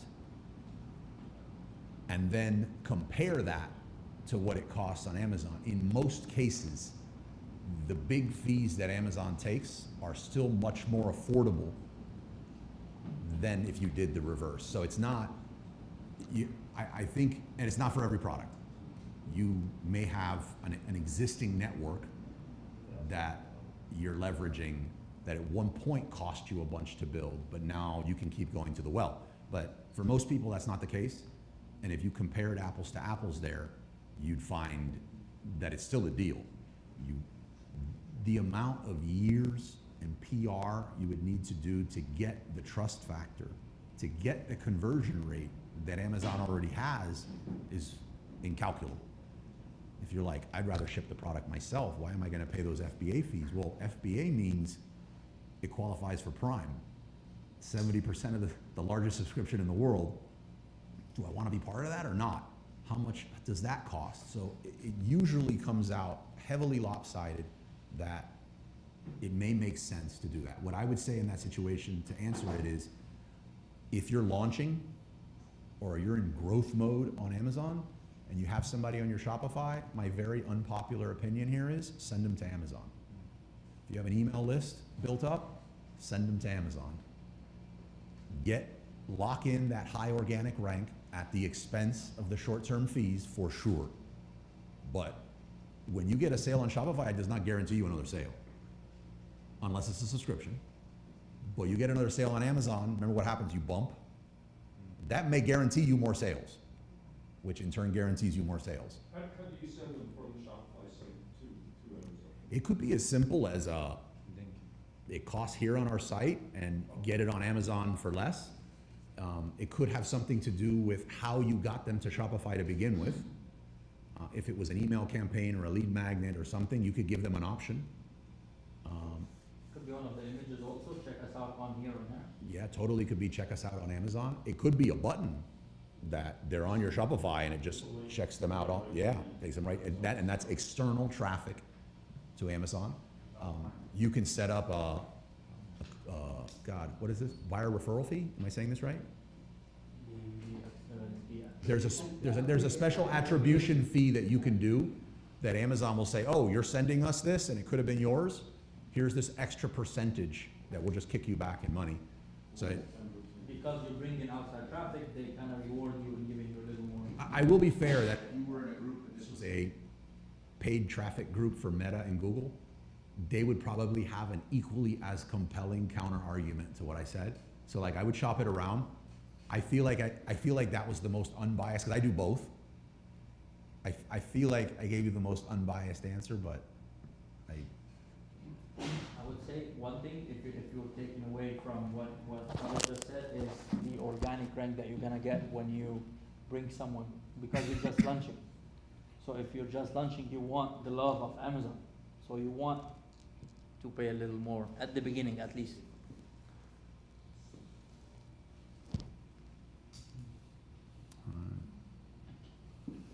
okay. So the next phase of this stuff with influencers, it's a lot more affordable, especially if you're doing wine glasses or doing this type of product or doing RPG dice and stuff like that. You do invite a little more of the headaches and a little more of and a little bit of sloppiness or some time, and that's going to be your join brands, your Levanta. Nowadays they're popping up everywhere. Those are two that I really like. Do you join them both like at the same time? Yeah, you join them. As a matter of fact, as a creator, if you're going to keep dabbling as an Amazon influencer, I recommend joining both as a creator and going through the steps of getting set up so that when other brands are popping on there looking for people, you're one of those offers. So on the Amazon influencer side, when someone back channels you and says, oh, I love your stuff here, can you review our product? And they're shipping it to you from China and they maybe pay you $50. On join brands, they're pretty much going to pay you $100, $150 to review the product. And there's the system is a lot more organized.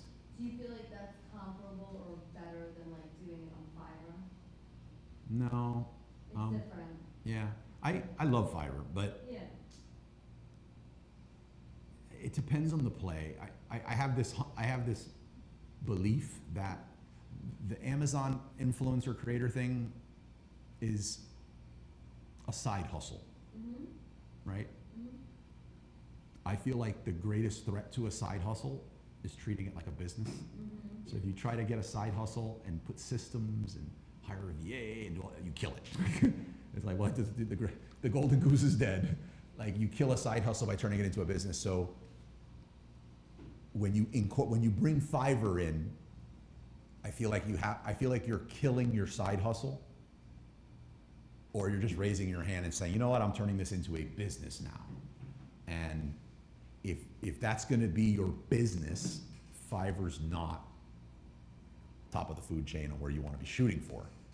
It would be the equivalent, no offense to the arbitrage sellers, it'd be the equivalent of like coming in with a bunch of capital saying you want to go all in on Amazon and saying, no, I'm going to do retail arbitrage. It's like, it doesn't, but I still have a soft spot for Fiverr. Maybe you want to go to Fiverr just as like you're throwing a wide net and you just want to see. So, but on that like front, you prefer Levanta and Joint Brands? Yes, yeah, Levanta and Joint Brands, for sure, yeah. And we'll get into like the mechanics of that now. Does TikTok have a program like Amazon FBA, or do you have to ship out your own products per sale? They have one. They have a TikTok. I don't know their name of it. By the way, Ting, do you know the name of their fulfillment network? Yeah, I don't remember the name. They have one. It's not open to everyone. Yeah. Do you remember the name or no? The TikTok FBA, like their warehouses? TikTok fulfillment, TikTok shop fulfillment, something like that. TikTok fulfillment, something like that. Somebody can Google it, but I know many people, they don't have access to it, so it's not open to everyone. I imagine they're going to scale it out. That seems to be the way to go. But they do recommend for TikTok fulfillment service though. Every time you log into a shop, they always recommended for the TikTok fulfillment for you. Yeah. Right. Okay. But And Amazon can fulfill with TikTok sales. I saw there's an app that allows you to do that. yeah, Amazon seems to be going the Shopify playbook route, and that is instead of us against them, let's just integrate. So now you can shop you can shop Amazon directly on Facebook. You can shop Amazon directly on all these other, Amazon buys a lot of TikTok ads. So. Would that sell the algorithm of Amazon? No. No, you won't get the lift. You'll get the lift? No, but you get the sale. So we still love sales. How many do you use UGC Creator? Sir? Creator. Which one? UGC Creator. UGC Creator, yeah. Made video, see him made reviews Amazon. Were you talking about AI? No, by Amazon. Yeah. Made reviews, download video, and he made for you video. Who does? UGC Creator. But any UGC And he Creator. sent for me, and I publish my social media. Yeah. So you can. Because He's saying you can UGC hire UGC creators, I but think this easy because Right. he made for you many content. right. So a lot of people on Fiverr will act as a UGC creator. If you're on Join Brands or Levanta, you're pretty much a UGC creator.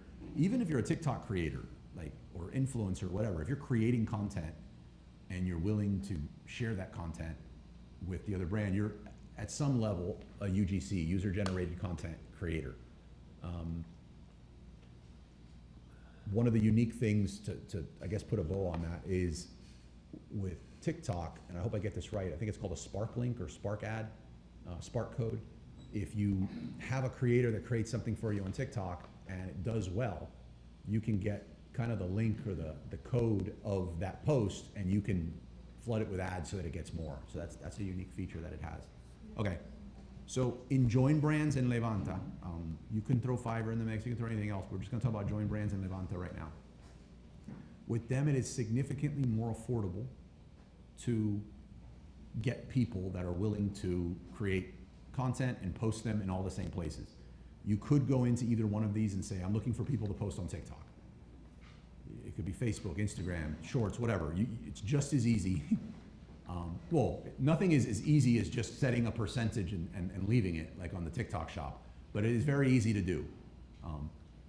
Join Brands and Levanta has a nominal fee. I think they may have a free version, I don't recall, but it's a nominal fee to get access to their people. I find a lot of the people on Join Brands are also on Levanta, but I think what Levanta really stands out on is the ability to communicate on the platform, the ability to streamline things. If you're working with one influencer, really easy. But if you're working with 20, 10, 15, 20, and one uses WhatsApp and one uses Viber, I don't know if that's around anymore, and one uses, Oh my God, I remember Viber. yeah, everyone's using all their different things, it becomes a royal pain to like do this. And then everyone gets paid, Wise and PayPal and all that. So it really has a lot of value to be able to streamline everything in one platform. I also find that where Levanta really stands out is everybody who has a site that says we have influencers or UGC creators has a lot of people in fitness and beauty. It's just like that automatically gets populated. But if you wanted to find someone for RC cars, nothing. Levanta has depth on their bench. You can go in a lot of different areas. You can just find people for bonsai. You can find people for salsa dancing. You can just for anything. You can make it work. They also have a pretty deep bench when it comes to news outlets on the platform. A lot of these other ones don't. They claim they do. Most don't even claim they do. But even the few that are, they're pretty weak. So for that, I'm a big fan of Levanta.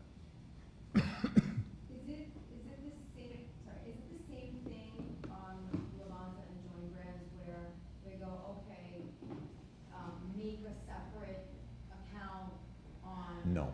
Or it's we're the brand, we're hiring you, and we're gonna use your video where we want. Yeah. You're the brand, you get the content, you can post it wherever, and they post it on the profile that they showed. If you, like what'll happen is you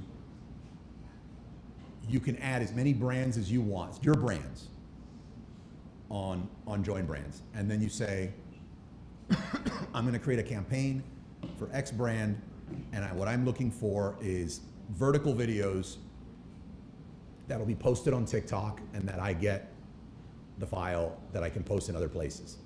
And they're like, for this, $100. Remember, starting on the other one was $250. Starting with creators that you put on retainer on the other side was $250. Oh, right.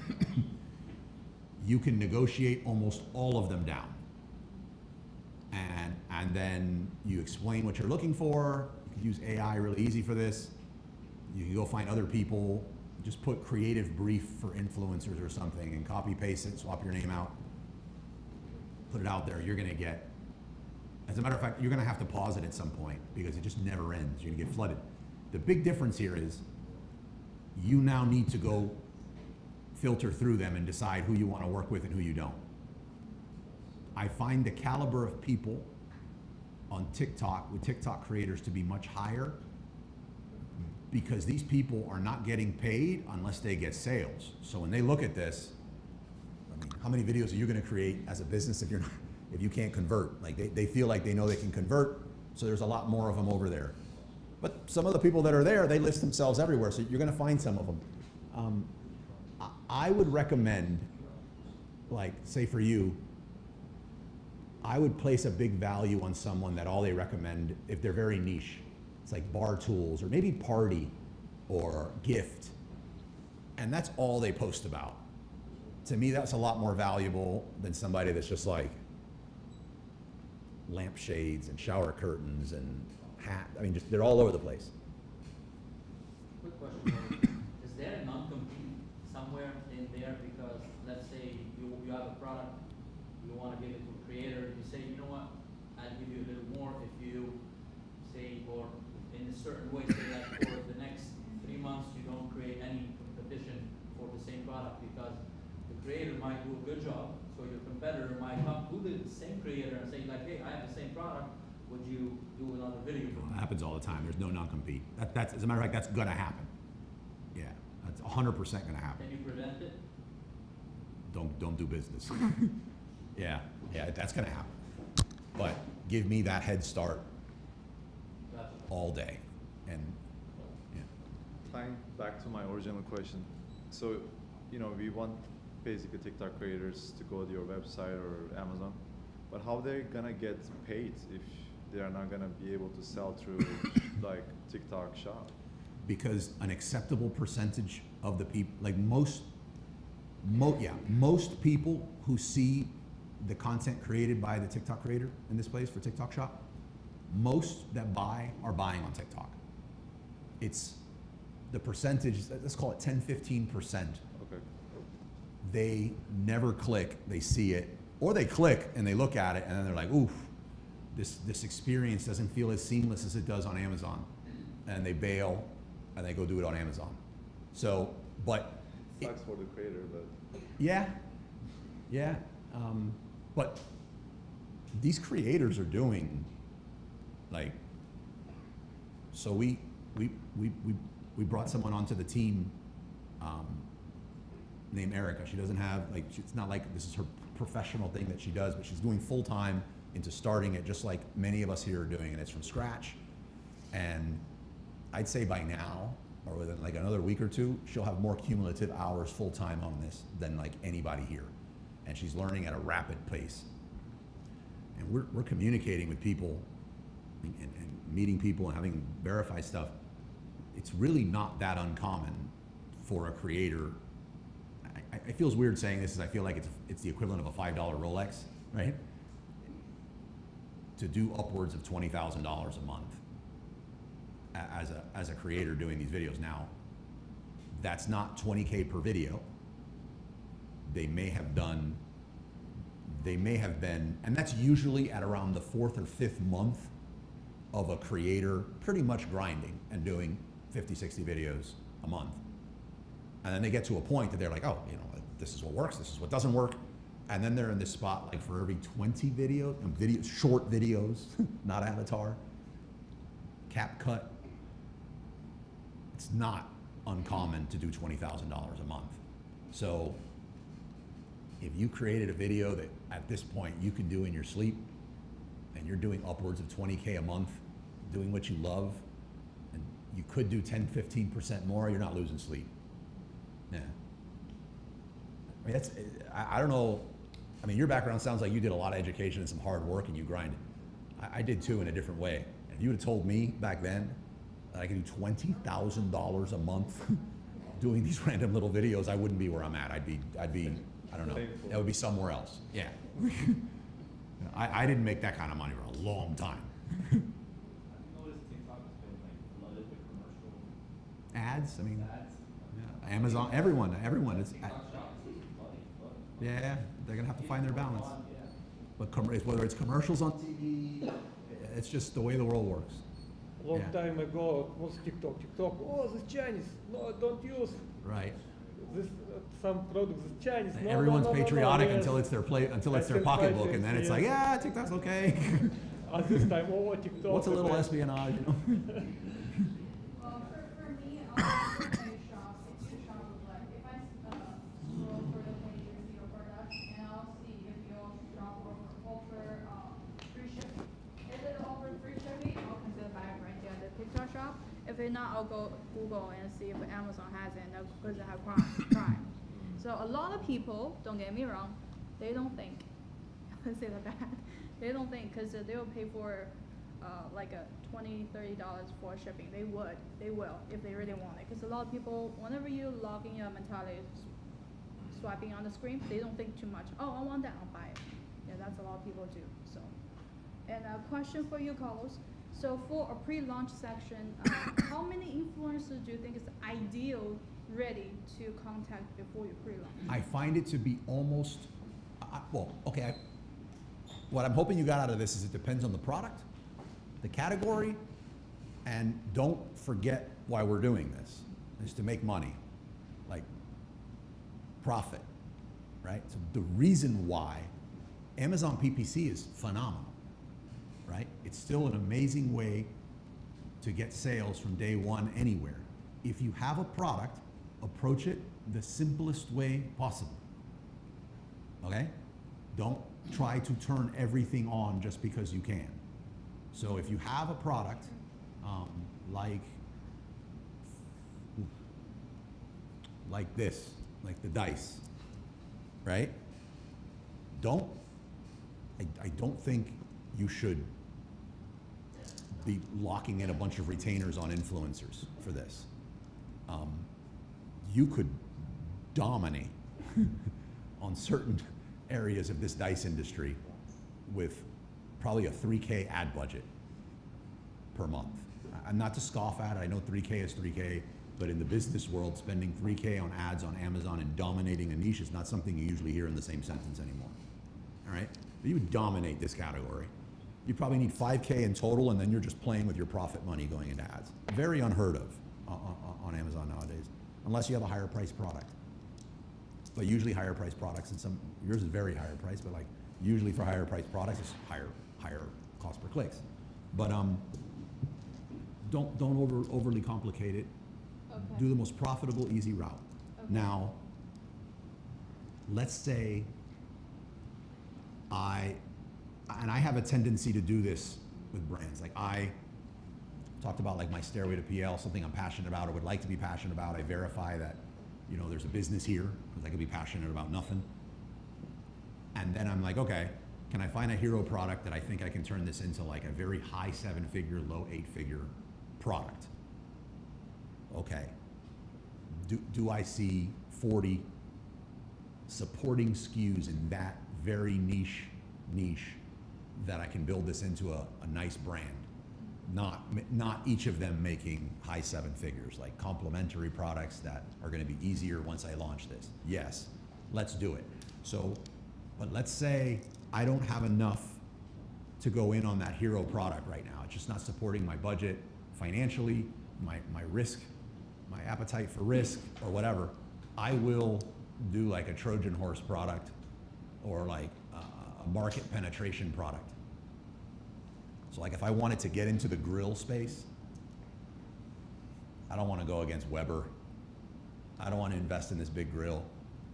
But I know the roasted pig box space and the cajachina space and some of these secondary things that a lot of people don't talk about. I know I could dominate that pretty easily. And from that standpoint, with a strong brand, I can get it. So I'll think further out and I'd be like, this is a good Trojan horse product. So say Dice was that for me. And I really wanted to get into role-playing game systems. So I would say, okay, let me do this with a PPC launch, but let me also turn on Join Brands and Levanta, and let me dedicate a monthly budget towards just building up a network of links out there and influencers that, you know what, 2 out of 10 are gonna work. But it's also not costing me much. I'm just looking at it as ad spend, and I'm seeding it out there so that my future launches become easier and easier and easier, and the money starts stacking on my side, and I start dominating the industry. So like, there's an argument for that.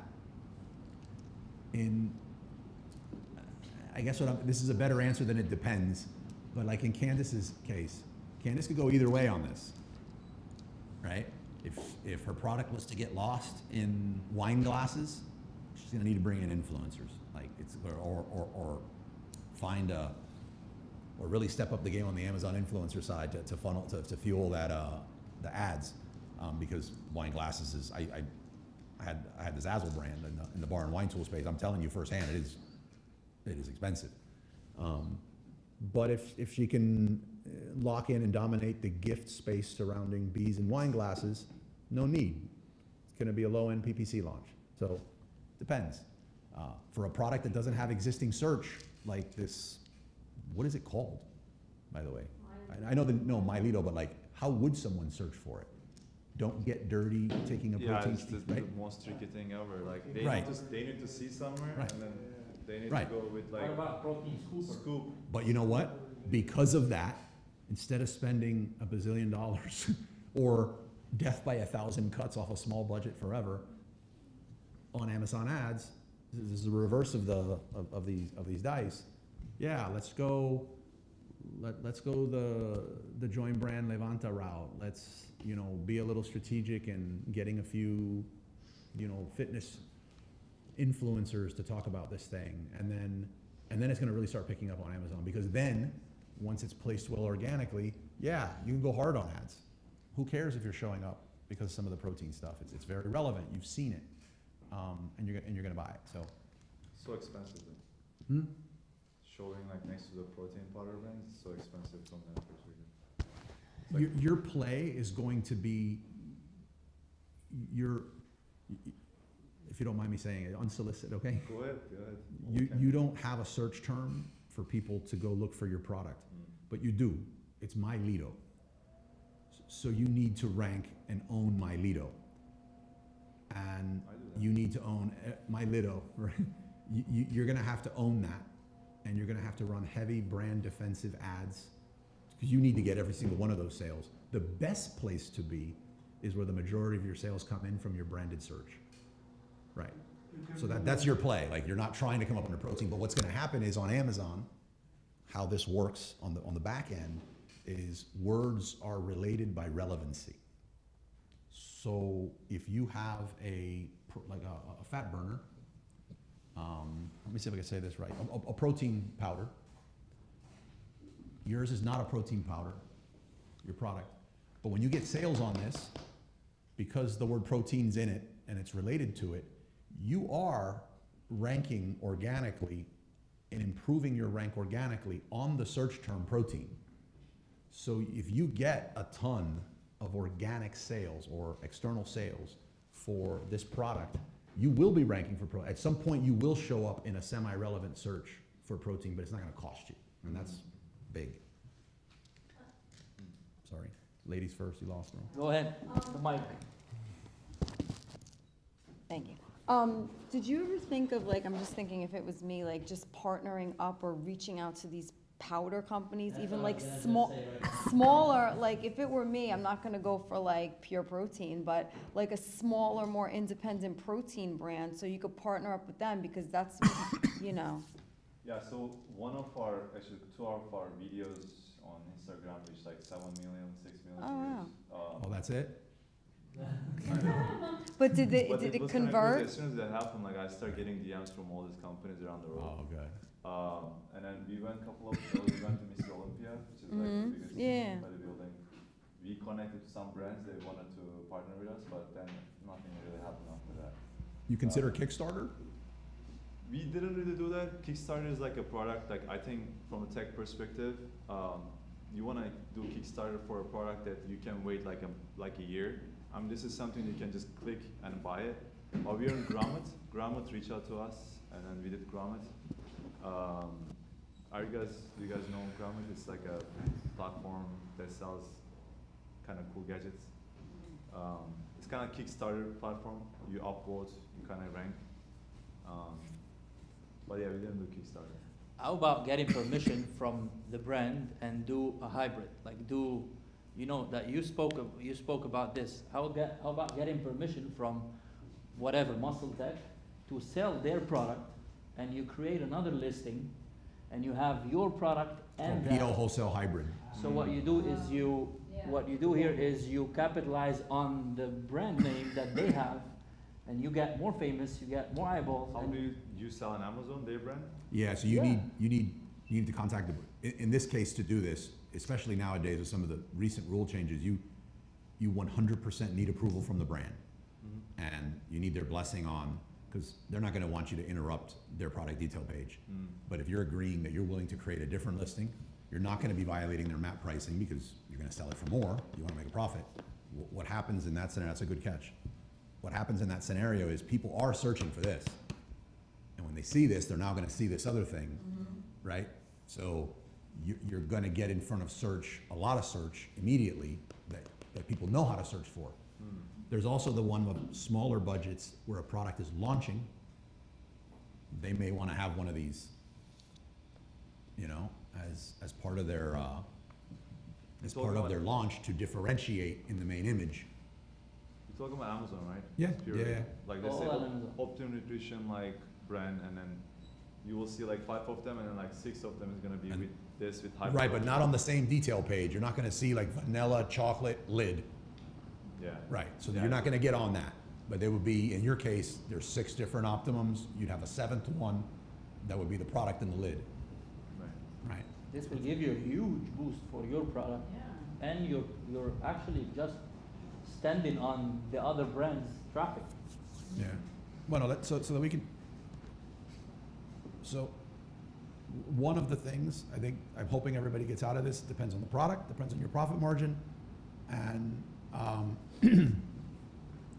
and the arbitrage between PPC and the influencer, like which one are you gonna make more money on? Does it make sense? Don't overly complicate it. If you have a product that's like the dice, or you feel like your product falls in that side of it and not medical beauty, supplement, really big profit margin, that sort of thing, I recommend getting 25 to 50, let's say 50 combination of joint brands in Levanta, and timing that with your launch. And for a product like this, it would, I mean, nothing's guaranteed, but you're looking at like a high 90% success rate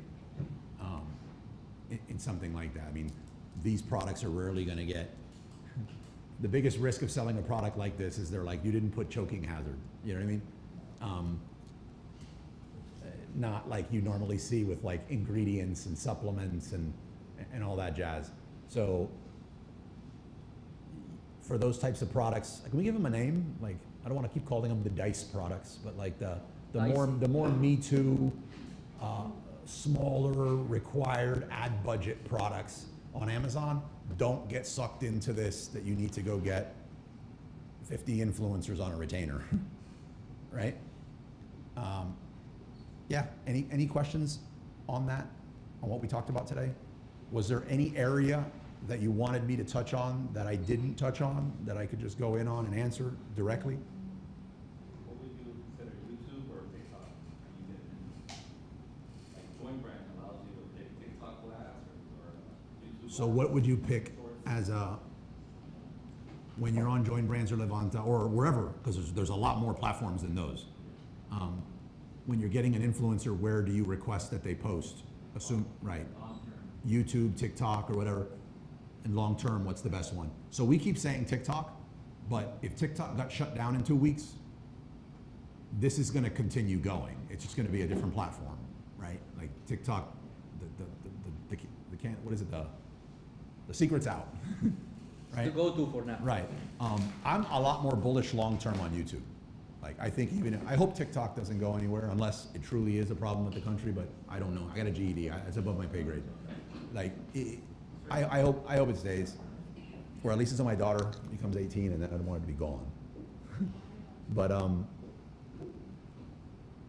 I don't believe they're gonna be the dominant player. I don't believe they're gonna remain the dominant player. I think anybody that's sleeping on Zuckerberg is lost their mind. But I think Meta's coming out with some stuff like,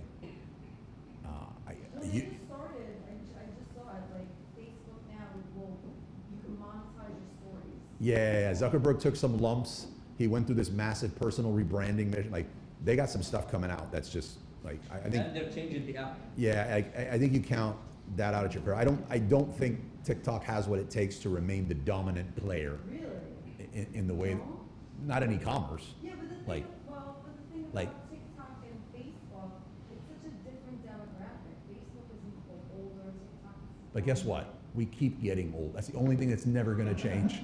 We're all gonna keep getting older, and those people right now, they're gonna keep getting older. Yeah. And it's a very small window that is TikTok. And just, have you seen the suit? Anybody heard of Flip? Yeah. Like, TikTok is not like the newest cutting edge thing. I mean, there's so much that's growing at a faster rate currently than TikTok. I'm getting a lot of lemonade. Huh? I'm getting a lot of like recommendations Yeah. around. I'll tell you what, if you wanted to get ahead of something, and I know I was early on this a couple of years ago, but now I think I can say it again and we're on it, live social selling. Like, live social selling. So Amazon Live Video, I don't think Amazon's gonna be the main player. But you do see a side of it on TikTok that usually you're scrolling and you forget what app you're on and you scroll left or right and you wind up on a live, whole new feed that's just lives. They're making a lot of money. It's a totally different skill set. So if you wanted to get ahead on something, look at live social selling. Whatever the platform is, it'll be that. But TikTok, I don't see the dominant player. If I had to pick the top two, I would guess that it's gonna be, for a while, with e-commerce and social selling, that it's gonna be YouTube and Facebook. Really? Yep. I mean, Makes sense. if YouTube was to get a fulfillment network, they have everything. They have all the creators. Why do you think They have, I don't know, because I think Google's pretty bad at putting out products. their Google Lens kind of sucked. They've done two amazing things. Chrome, well, no, Google, the Gmail is good, but Chrome, Google Suite, and bought YouTube. Probably worried about antitrust. Antitrust, right? I don't know. I think YouTube, and now Google got hit with that antitrust. They're about to be broken up pretty nasty. I think YouTube's going to be the dominant one. Social selling, don't count Zuckerberg out. It's going to be Facebook and Facebook and YouTube. Nowadays people are buying in TikTok. People are buying in Instagram too, in Instagram Shop. Yeah. But who here's bought on TikTok? Actually bought. Right. So it's not even half. Wait, Right. you know why do you know why I bought? Yeah. Why? I'll tell you why. Because on your first dollar, Okay. I got paid to do something. I was like, okay. Yeah. So absent that, you haven't. Absolutely not. Right. So, and that's spent like $5. that's who a lot of sellers are putting their majority of their energy into the next best thing, and most of the people in this room haven't even bought on it. So what I'm saying is, I don't believe that they're going to be the dominant. I think they're already starting to lose a lot of their dominance. They're going to be in the conversation. It's going to be a good platform, but if something was to happen and they were to go away, I don't think it would be. I don't think it would be a blip You know what? in our businesses. So the other day they were talking about the conversions on TikTok.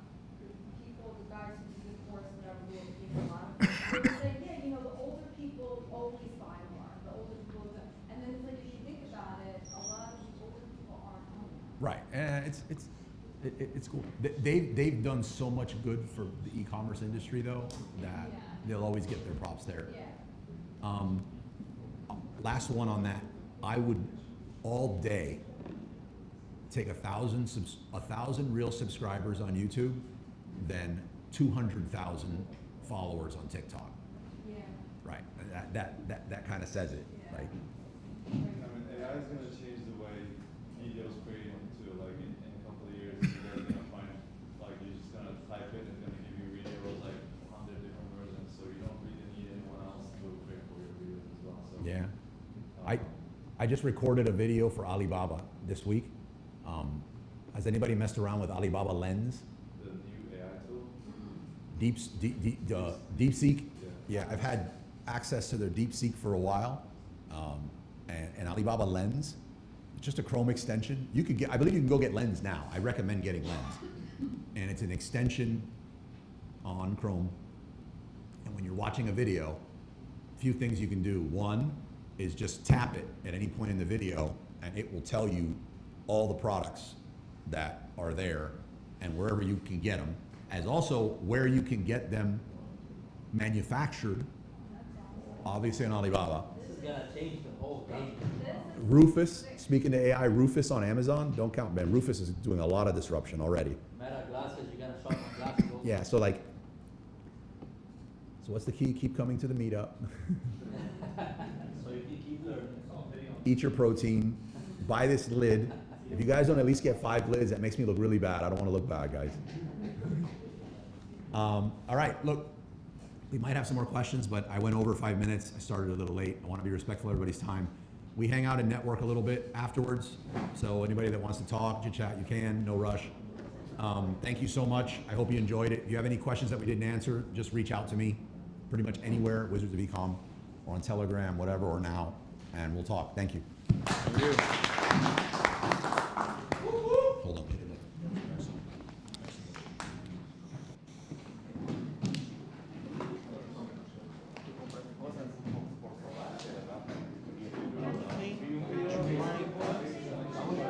Thinking a little bit, and you can be the next Lego.